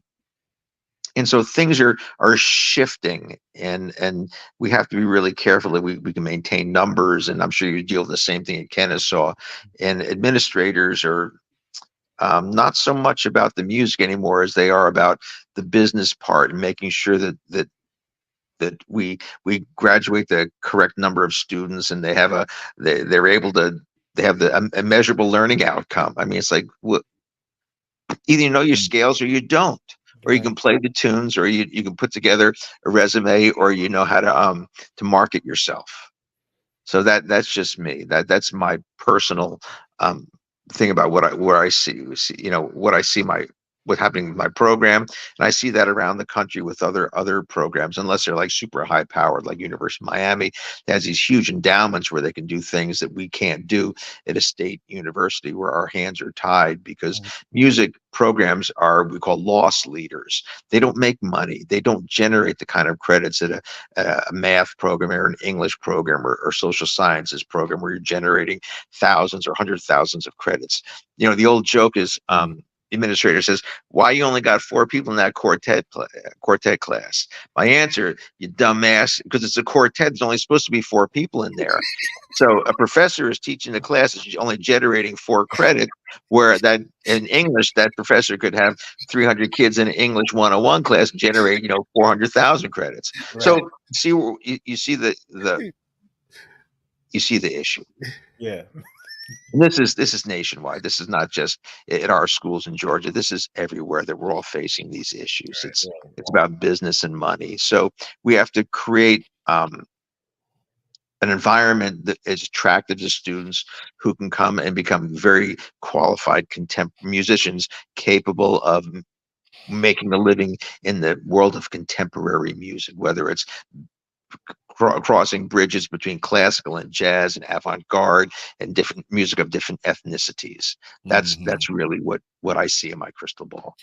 So you're still an active musician. So can you tell us about some gigs you have coming up? And I certainly wish that what's that big band that used to have was it off of Druid Hills? No, it was off of was it in Tucker? What was that place? The like little we used to play at the 57th Fighter Group. Yeah, that was cool. We played some. Man, I had a big band for years. It was called The Moment's Notice, and it was so much fun, but it's so much work, and it was a perfect place. But every time the management changed, I could see the writing on the walls. They would say, "The manager, we have new management," and they said, "Well, we really can't do this." And I say, "I'll pack it up and I'll wait till new management comes." And finally, I just gave it up. But it was so much fun, and so at this point in my life, I want to play jazz. I want to play with musicians that I like and I respect, and I want to have a good time. Like, we have a nice thing coming up at Serenbe. We're playing at their jazz. They have a jazz festival. They have a jazz series there. Yeah, so we're doing stuff. I'm doing some traveling, like I'm sure you are. I'm gonna go to Salt Lake City, see my kids, and play a gig. I want to go with Joe Granson to Lincoln Center. Okay, cool. Play at Dizzy's, and we all have gigs that we can. I want to play jazz music. I don't want to play commercial music. I don't want to play in a corporate band. I don't want to play Brick House. I don't want to do that. I paid my dues, as I'm sure you guys. And I played with Chris in R&B bands and salsa bands. We've done lots of things. And we look at each other like, "I didn't know you could play R&B. I didn't know you could play R&B. Oh, I can play this, But that's really not. I'm not a workaday musician anymore. And the red light jam session is happening. It is. Yeah, that's been my therapy. Is that my demographic is not people my age. My demographic right now is people between, say, 20 and 35 years old. That is the future listening audience for this kind of music. Because as we're aging out now. Why do you think it's been so packed now? Like, what? Do you think that they sense that it's good music, or? I think that they sense that there's something happening there, and it's underground, and that's how things always happen. They start underground, then everybody finds out about it, it becomes commercialized, and something else has to happen. So as long as it's going to remain kind of an underground thing where it's word of mouth, I think we're going to be fine. And that could go on for another year or 2 or 5 years. I don't know, but you know, I'm not looking to an audience of people my age. Well, I also think it's successful because you're doing something that other people are not doing, and that is being real. And that, I think that, you know, that's, people miss that more than people think, you know. It's easy to just sort of give in to the masses and say, oh, well, this is just what's going on right now, this is what we got to do. You know, I've always been an against the grain guy. I'll die against the grain guy. Last night, a young bass player was hanging on for dear life playing with Tyrone and I mean, it was I was kind of because I felt where he was coming from, because I've been that guy, right? But I'm like, hey man, this is your moment. Either you're either gonna sink or you are going to swim. And he was between two. He was in a tornado. He was in a tornado. Tempo wise, rhythmically, all of the above, switching grooves. He didn't know what was happening. He's like, and he's trapped in his phone trying to look at the changes, right? So right, new concept. So Tyrone takes his phone from him and says, pay attention to what's going on stage. Get off your phone. And I'm looking at the kid. He's looking and he's looking at me, and I'm giving it to him. And it's just like, but I'm like, and afterwards, we both said, Tyrone talked to him and I talked to him. And I said, hey, man, I said, you have got to pay attention to what's going on up here. I said that because things are changing at light speed. He's like, yeah. I noticed that. I know. I said, man, because the groove can change. Anything can change at any given moment. But the thing was, man, you could tell that he loved it. He did. He loved the feedback. He loved the attention. The newfound, like, we're giving him things to think about. And we could have just easily been like, get Craig back up there. Yeah, we could have been like, Craig, come back up during this. But that's the only way you are going to learn, is to go through those moments. Yeah, those failures, and then the feedback, which is never negative, like you were really terrible. You just say the positive feedback, you're doing really well, but try this and make sure you don't do that the next time. You try to turn it into something positive, so a student has, again, or can organize their practice so that doesn't happen again. Right. So I think it's man, you'd be surprised I think the more, all you can do is try. If they don't take it, that's on them. I'm sure Doc can attest to this, but man, it rips your heart out when you pour into a student and they just kind of go off to the wayside, and you're like, wow, they could have been this. They just said, it really hurts your heart when you see that they make these decisions. What do you think about that, Doc? It's like, you can lead a horse to water, but you can't make him drink unless you walk them around until they get thirsty. That's good. So you have to figure out how to make them thirsty. Right. You give them you take them the water. The water is the information. Right. But if they're not thirsty, they're not going to go for that information. So our job is to keep them thirsty. Good stuff. Yes, that's great. You walk them around until they are thirsty. Yeah. And not everyone's going to get thirsty. They're going to figure out some way to take a shortcut, and then they're never going to get it. But maybe they'll Right. do something else in the music business or whatever. But they're never going to be that kind of player that we envision them. You know, we have a vision for them that might not be the vision that they have of themselves. Right. Right. All right, man. Well, with that, I think that's a good place to leave this one. We want to thank Dr. Gordon Vernick for hanging out with us on Tuesday for the Chop It Up Tuesday episode number 36. Is that what we're at? 36, I think. Wow. All right. So, Yeah. It's great. Well, hopefully, I won't get too much hate mail for. I'm gonna have you offended don't care anyway. I You thought don't care. I thought you I've were gotten rather conservative. some Yelp reviews that are just priceless. Hey, there's a rumor, and I say rumor loosely because I was there. We were we were backstage. We were backstage with a certain band director. The guy was trying to cater to us, and he brought a beverage, and you shook it and looked at it. It's like, is this enough? He's like, I think so. He's like, no, I think you're gonna need to go to the store and get some more. You know that is a true story, and I'll have to tell you that another time. Let's see who was there. It was Kenyon Carter. Yeah, and who recorded it? Somebody recorded it. Somebody recorded it, and there's some other things on that tape that I'm not going to repeat, but they're still floating around the internet somewhere. Yes, and it is true. I was there. I don't remember much, but they told me about it the next day.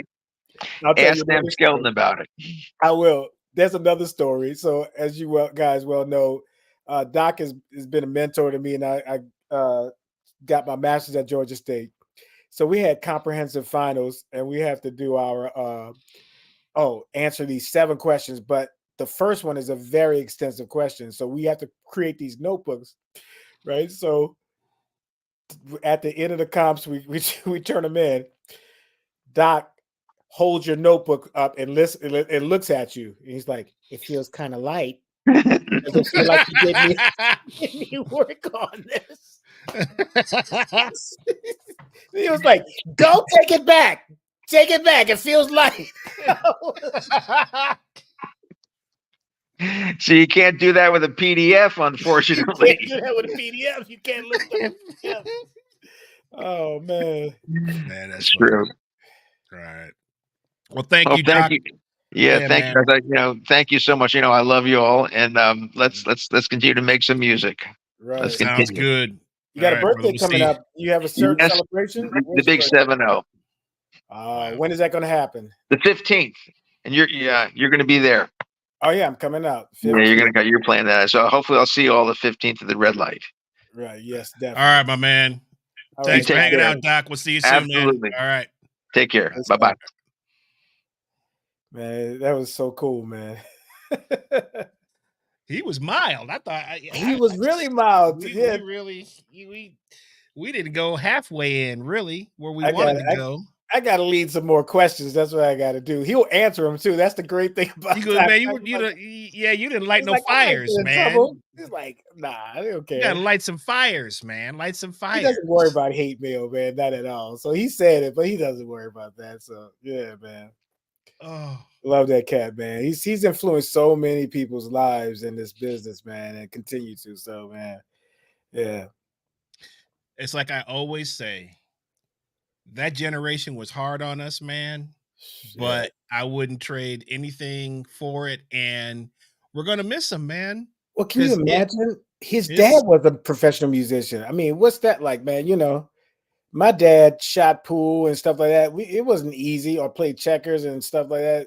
He wasn't going to give us a break at all. He's like, I'm not going to let you beat me. He's like, you got to earn this. I remember, man, my dad, we would play video games. Right. Man, it was all out war. It was work. He wasn't going to let me. Now, of course, a kid is going to be able to do things faster but right. He would play for hours because he wanted to win. Right. He wasn't going to just let you win. Right. So it's, yeah, I don't know, man. I think if you challenge kids want to be challenged, you know, they really do. Their nature is, you know, I don't know. They want to, but societal pressures and culture, new culture. I well, think of I, I think of Doc like Nick Saban. what I'm talking about You is know, in their I'm talking about what's in their oh, nature, in their not nature, but necessarily what's been, well, you you haven't know. been seeing this critical thinking, lack of critical thinking, like this this new. Well, I shouldn't say the high stakes testing and trying to meet the tests has changed a lot of the personality of students now to say, give me the answers. And that's what Right, they want more now. But I'm like, what about searching for answers or using your right. critical thinking? They would rather you. I heard one of my students said, "Well, why don't you give me a solo to learn?" I was like, "You're not doing that already?" I was like, "I'm giving you solo material to work on certain fundamentals I want, but you should have your own time that you should be transcribing and learning and listening to solos." Well, I don't know what to look for. I said, "What do you like?" I don't know. Just give me something. I'm like, that is new. That is a new mindset. And the absence of critical thinking and this advent of high stakes testing that says your institution is going to make money based on your scores. Well, you whittle out enough kids, those kids got to go somewhere. So that means your kids going to, all the poor, sad kids and poor kids are going to be in one school with terrible test scores without any funding. Does that sound backwards to you? You know what I'm saying? So now you're going to have all these charter schools that are going to like, we're going to take the best and the brightest, which ensures that your test scores are Mm, going to be high and your money is going to be flowing. But what about the kids who don't make it into the program? mhm. You know, so this testing thing, and everybody wants their kid to be in the best program and the best situation, but you're leaving behind marginalized kids. You're leaving behind kids that don't have access to computers and technology. We know how important that is now just to get ahead, right? Mhm. So the apathy of some of these students, the mindset of some of these students has a lot to do with them not trying to meet test scores and let me figure out what the answers are. Give me the answers and I can perform that way. What's the incentive Yeah, for there them to do that? I mean, again, if this goes for all, if I mean, when you were young, I mean, dude, if you knew you was going to get away with something, that's what you were going to do. That's yeah. just that's what young people do. The trick is you have to teach them the value of working on something that gives you, for lack of a better word, a reward after the fact, right? If I Uh, do XYZ, then the outcome will be this. Well, And allow me to counter that though. okay. A reward used to be a paycheck, right? I do my job, I get my money. Right? I went to Okay. a place today. It was right off of campus. It was I can't remember the name of it, but anyway, concept is you plug in your order, whatever, and they fix it and they bring it out, whatever. So I get the order. I see people getting their stuff, and I see the cook just on his phone on the side. So I'm like, hey, I'm just checking on my order. I don't see anything being prepared. And it said, we're waiting on your wings. Now, meanwhile, my food is right there, but they're waiting on my wings. And I said, can I get my food now? I'll just bring my wings when it's finished. This chick just slid my thing, didn't say anything. I'm going to sit down. She brings the chicken wings and just put it on the table and leaves. I'm like, okay, I got my receipt. I'm like, if I report her, what would happen? Nothing. Nothing. Because She's but not that's gonna what I'm learn. saying. They know that. But the They reward already used to be know. the reward and the penalty used to be the money you get. Right. You won't have any. Now Right. they can't have a penalty, Right.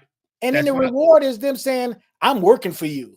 You but know, that's exactly my point. That's right, exactly my point, is that there's no consequence, right? Is what right. we've man, how many stories have we told between the two of us of Right. situations just like this. There's Right. no consequence. But what's So scary it is is 20 scary, years but from there's no now. consequence because they know that whatever spot they're working at is shorthanded. Right. So they can't fire them. You can't lose your Knowing job that. Knowing that. knowing that. That's Right. why they do what they do. Right. So you know, and okay, so you would think, okay, maybe hopefully they've been trained better than that at home. Right. But No. that rarely, well, in some circles, yes, but in Mhm. other circles, hail to the no, Right. right? So, it's, Shanita and I, Shanita's niece and nephew. I call him my niece and nephew. Right. They getting up there now, man. They're 9, 10 Right. years old. You starting to see, I mean, their personalities are already kind of, you knew early on kind of where their personalities are, but Right. what the little things that you do see, we can only help so much. You know what Right. I'm saying? It's like we can try to reinforce, we can try to show it, but it's like, man, it all starts at home, man. And it's sad to say, but this that kind of like disciplined or just respect. I saw a kid last week. I was on a gig. His Mhm. dad is in one of the biggest rock bands out there right now. Wow. Okay. He was uh took lessons from Doug Keys, who we're going to have on the show as well at some point. We'll have Okay. Doug on, I call him the King of Noonan, who's taught everybody. And there's been some people that have gone on to do some pretty cool things, right? Right. This kid, I think he just graduated or is graduating. He's 18 years old. He still calls me Mr. Chris. Wow. Hey, Mr. Chris. Hey, but you see where I'm going with this? Yes. Yes. So it's like, man, if they don't have that, it's going to be tough sledding for people that have to work with them or Yes. deal with them, Yeah. not them Yeah. themselves. Right. But what is this? That's what I want to know, bro. Sig was Steph telling got me. tired. What? And who's this right here, bro? Who is that? Oh my gosh, these are all my classmates, bro, from high school. Bro. Sigwell is bringing them. Sigwell is bringing them out in droves, dude. Do we got to do a show on Chris? Man, there is no way We got to that is going to happen. Sig, we got to get you in, bro. Gina, what's going on? These are like my high school. It's so funny, man, because like high school. I'm gonna have to talk to all these people, man. See, they ain't gonna be able to tell you nothing you don't already know. Sigwell's. I got teachers. I got teachers you need to talk to that I'm still friends with, man. Oh, really? Okay. That I went, oh yeah. Hey, man, look at this comment right here. I thought that was a poignant part of the show right here. Okay, lead a horse and make him thirsty. See, that's something, man. It's giving me some really great ideas because first of all, how do you make them thirsty? That's run them. You run them around, bro. Okay, around, but get them dehydrated. But you do that too much. Oh, look what happened to Nick. Look what happened to Nick Saban. Why you think Nick Saban left coaching? He ain't too old. He ain't tired. No. But he's done. Well, you get tired of training horses after a while. He's you know what I'm saying? Well, they're not responding the way they used to respond. Right. And you can't use the physical means anymore. You get like clack. You can't push them. You can't push them the way you used to because they can up and leave and go somewhere else. Right.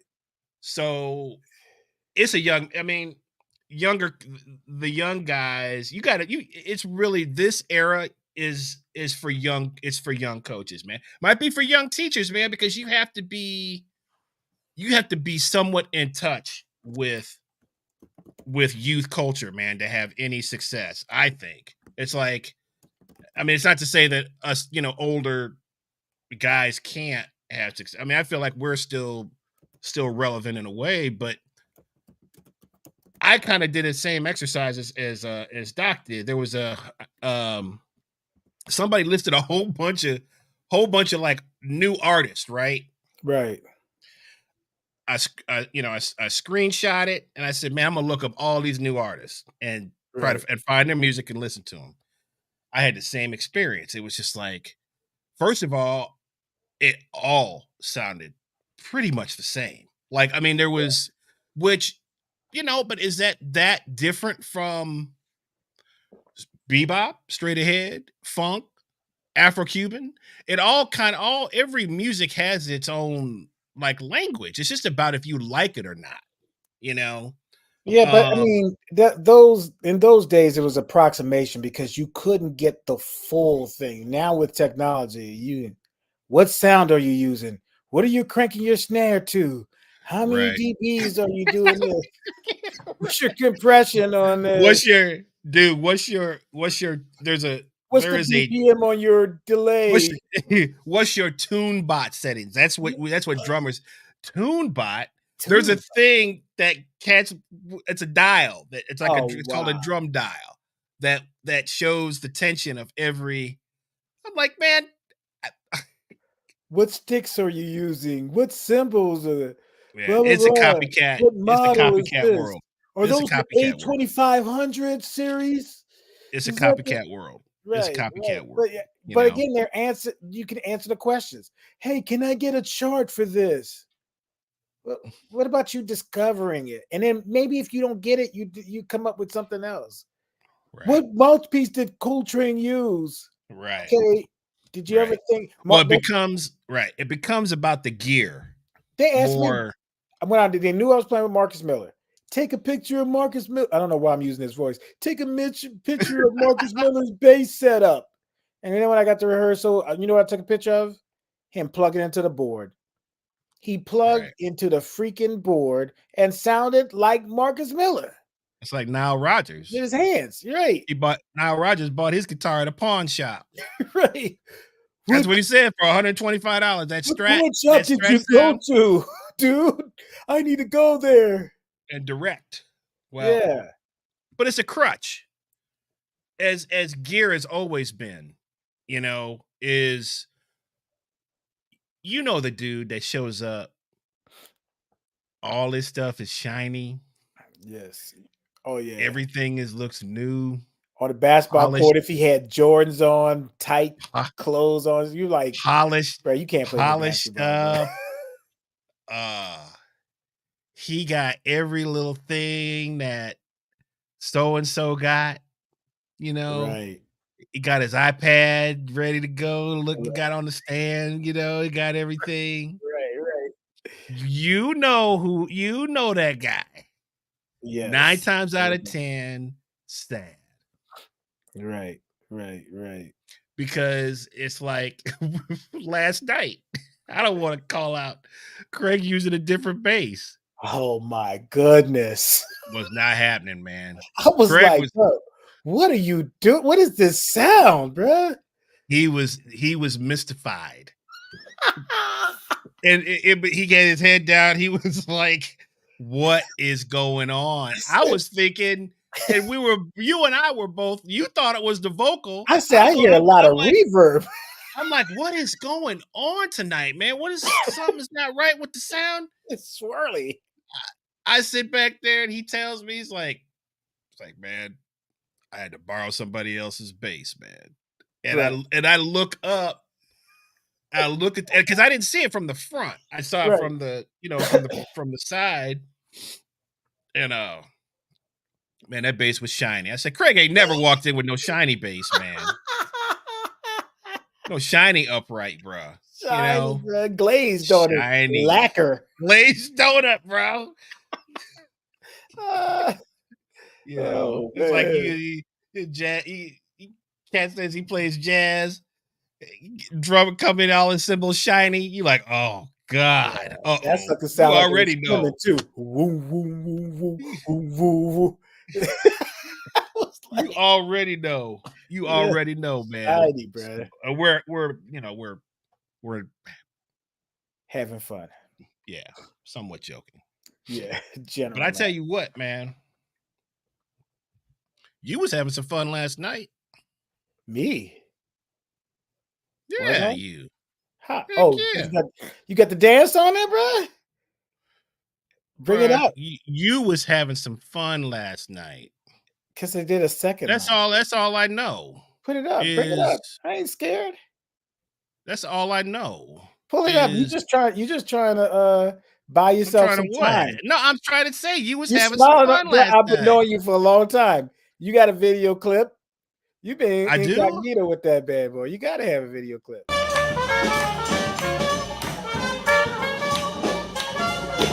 You're all over the place. Hold up. It's coming up. Oh, who's that? Uh-oh. Who's that? Uh-oh. Uh-oh. Oh, what is this? Happy birthday, dear Scott. Somebody clapping off beat. Happy birthday to you. Can I see that dance again? Come on. Oh. What's that, bro? What's it called? Look at that, man. You got my second line wrong. Well, look behind you.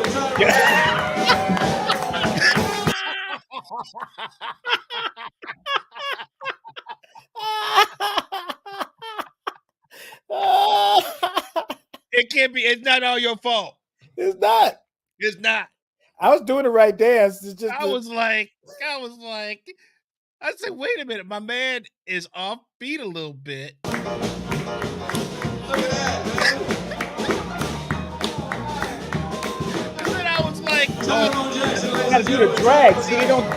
That drag is supposed to be on 4. You don't know how to do it. Happy birthday. supposed to be on 4, man. Can I see that You dance gotta do again? a drag. Watch. Watch where the foot is on the drag. Look at that. Yep, you hit it. You hit it. Yep. Tyrone Jackson, ladies and gentlemen. Tyrone Jackson. Mark Holzer always takes an opportunity to try to put a little jab in. Told me, do you need some oxygen after that? Come on, bro. Who said that, bro? Pod Holzer, bro. Pod. Oh, speaking of, Show them signs. see, you know why he's yapping though, because the Knicks are winning. That's right. He got a lot of mouth right now, man. He He came in, bro. He came in all tall the other day, bro. I was like, why you standing so? I mean, he's tall anyway, but he kind of that head and that shoulders back, man. He walking proud. I said, oh, the Knicks are winning. Right. That's why you're proud. Right. Oh, so how cats, man, that when they had anything they haven't won anything or done anything in a long time, and then all of a sudden they get a little chance to shine, man. Yes. And we talking about this cat right here. Oh wow. We talking about this cat right here. Welcome back.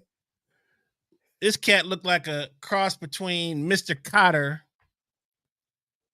and Juan Epstein of the Sweat Hogs. Hey, Mr. Cartier. That was Freddie. Hey, Mr. Cartier.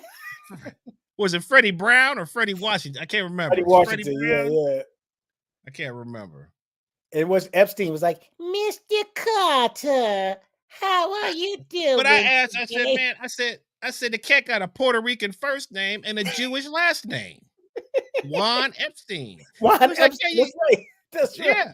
And he was like, that's Brooklyn. Because he's like, you could have a Puerto Rican mom and a Jewish father or vice. I said, man, I didn't even think about that. See, and that's what's so cool is that, man, those old shows had stuff like that. Man, all these They years were of teaching you watching without him, teaching you. all these years of watching Miss Carter, I never even put that together. Juan Epstein, bro. Juan Epstein, bro. Right. You know. Uh, So yeah, so he's feeling himself right now. yeah, he is, man. You know, he's feeling himself, and Oh, he that was walking tall, bro. But yeah, bro, you're that drop on 4 was not there. was not there, man. The drag didn't even have it. Didn't look like it was off beat, bro. Nah, I'm like, man, I'm looking for. I shouldn't even done it, bro. But that's all right. It was Scott Fugate, bro. it's all right. Yeah, I got to sit you, down as some piano players in the house. I was able to relax a little bit finally, you know. yeah, you got to chill actually Got to chill, bro. for a minute. Your Bales student sounded was great too, man. It was good hearing Bales play. I'm glad he came out and played some. Played some fresh stuff. That was really cool. Yeah, man. Yeah, Well, yes, sir. it's good. Good What you got? show. You playing tomorrow? Nope. Whoa. Them boys is in Key West, and I'm here. Oh, okay. So, Oh, yeah. that's So right. You're tomorrow, off. Yeah. What you gonna 'cause hang I maybe was, or not? I don't know. I've got to go. Like I said, I gotta pick her up tomorrow. If you go We by got to red figure light, out what let we're me gonna do. know. My gig gets out at like 9, so yeah. Yeah. So I might go to red light, but if you guys, I don't know. We'll see. It's nice to have a night off, man, because I got It is. Thursday, Friday, Saturday, Sunday. So Yeah. Thursday we will be at the one of my favorite places, which is the Oh yeah, Distillery distillery. of Modern Art Oh, yeah. over in Chambly, from Oak tree. 7 to 10. Yes. And that will be myself on drums, Mr. Jackson here on organ. He's bringing the whole rig to the whole Hammond beat. So you're gonna take it out of his house. You're gonna put it in the back of the. No, I'm just kidding. He's not gonna do that. But he Not has yet. a clone, what they call the clone wheel. Yeah. He will be bringing that. But we will be getting down with our brother Paul Fisher on guitar and leader. And that will be Yeah. from 7 to 10 at the Distillery of Modern Art over Yes, sir. in Chambly. And that is a session, so people can and are welcome to sit in and do their thing. So Yeah. that's 7 to 10, Distillery of Modern Art. Everything after that for me is private, man. What you got this weekend? I got a private gig tomorrow. I have that distillery gig on Thursday. I'm with Doc at Serenbe for the jazz thing. Saturday, I am the festival coordinator for Jazz Fest at the Nest at Kennesaw. So Okay. so we got a bunch of honor band type situations for high schoolers to come and learn music together. We did do a couple of master classes, and they perform at 5:00. Okay. Well, in preparation for our trio gig, again at the Distillery of Modern Art in June 21st, we are going to pull a couple of select students to come up and play with us. So if you have someone that you would like to bring to our attention that you think would like the challenge of playing with us, we have one already signed up. There's a second one that is a strong possibility. So there's two. So we're looking for maybe one or two more. How do they sign up? Well, they can send a DM here or to your Facebook or my Facebook or Instagram, or I guess that's how that's how everything's done now. Anyway, send me a DM. Right. And because actually, man, I have to ask Doc, because there was a young drummer that was at the Willie Jones III masterclass at Georgia State. Okay. I believe he was in the 9th grade, and he got up and played. And I, like a dummy, I talked to him afterwards, talked to his father. I did not get any information. Right. So maybe Doc will know who that is. I'll bring that back to his attention. And but he's somebody I would love to come over and play. So he could play with you and Craig. And get some firsthand advice about where they are, some things that they kind of need to work on. So that's June 21st. Mark your calendars. It will be a trio show with myself, Tyrone, and Craig Shaw. We will have a couple of special guests, and then we will have a few students that will also be sitting in. So nice. So that's what's happening. And then everything else, man. Follow the show, subscribe to the YouTube if you haven't subscribed. It's amazing how many people I'm hearing about talk about the show and like the show, and they're not subscribed to the channel. I don't know why that is, but they are not subscribed. So go to YouTube, subscribe to the channel, and let you know when we go live, and then also when we do either pop-up shows or we do our interview content, which we have started doing. We have some great stuff with our great friend Jess Graham that we just cut, and we have it's a 3-part series with Jez. We have Tyrone and I talking to him and as a team, and then individually we have our own interview with Jez on a different. I'm not going to tell you what the subjects are, but they are very cool, very hip, and we will be releasing those in parts. So again, but to be notified with that, you need to subscribe to the channel.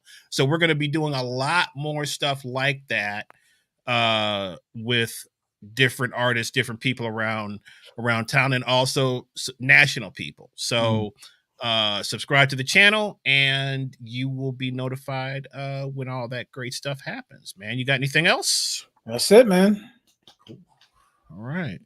Well, thank you everybody for hanging out with us. Brad, good to see you. Yes. Mancini, Kayla. Look at Kayla 2 weeks in a row. Kayla's wow. We also had a Deb Bowman sighting. Bowman sighting. How are you doing, Deb? Hope everything is good with you. A Bill Hatcher sighting. Bill Hatcher. He's been on before. Yeah. Our good friend Rich Ambler. Let's see. Kendall Keys Carter. What's going on? Man, do you know Kendall? I don't know. Man. Another Oregon cat. Really? Yes, sir. Okay. You guys need to hook up. For sure. In town? Yes. Nah, he's in like Louisville or somewhere like that. Cool. I'll hit him up for sure. He's bad dude, man. Okay. Bad dude. So thanks for coming in, Kendall. Gina, good to see you in the chat. Haven't talked to you in years. Hope everything is good. John Lamatina, my good buddy. Tia Ricks, of course, the one and only. Tom Gibson was in the chat, y'all. Tom Gibson. Asa Allah, bro. Yeah. Now Asa come in, drop a comment, and then just ghost and be gone, bro. You know, going to play his drums somewhere. Yeah, Danny Whitanis. We got to get Whitanis on. We've been talking about, he's doing some really great things. Where's Danny? Yvonne Rosegard, my new buddy. So we traded messages today. She was involved in the US Festival back in 1983, which is huge rock festival, man. It was a legendary festival. I'm going to do an interview with her coming up pretty soon about that festival and her involvement in that. I think that will be very, very, very interesting. Okay. And let's see. So anybody else? Brian, our producer. Yes. Let's see. Teresa K. Teresa, how are you doing? Yeah. Good to see you. Thank you for coming in. I think that's it, man. Who's this Hope for Me? Oh, I don't know. I thought that was It seemed like maybe one of Doc's students or something. I don't know who that is. Okay. So, there he goes. See, that's how you call a cat out. Yeah. See, call them out. Want to see where they at. See, what are y'all talking about? I'm present. My bad, Asa. My bad. My bad. But were you Electrician, playing some percussionist percussion? Were extraordinaire. you playing some percussion while we were talking, though? That's what I Some want. percussion, all percussion. He brings out everything. Don't he have the break drum? Click, clunk, clunk, clunk. I should bring the water drum out. Asa brings everything out, bruh. You don't never know what he's gonna need.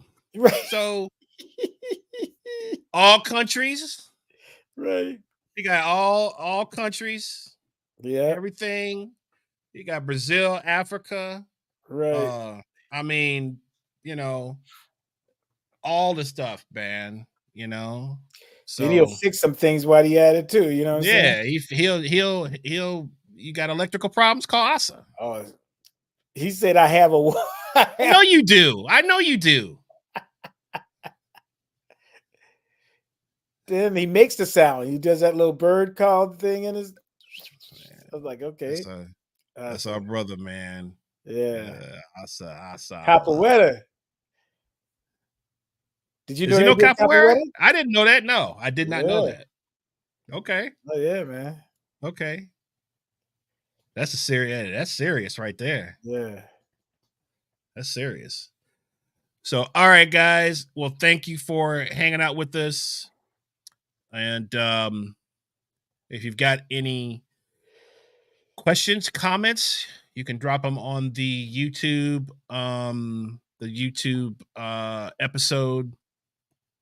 The episodes we're kind of cleaning stuff up, so we're trying to take down the stuff that's lingering on YouTube or on Facebook and all that, and just have the videos on YouTube so you can see the rebroadcast stuff on just on YouTube. So, all right, thank you, and we will see you all. Oh, do we have another? We always do this, man. We lose a. Oh, Yvonne says, great show. All right, appreciate that. All right, guys, we will see you all next week, 9 p.m. Eastern. Peace.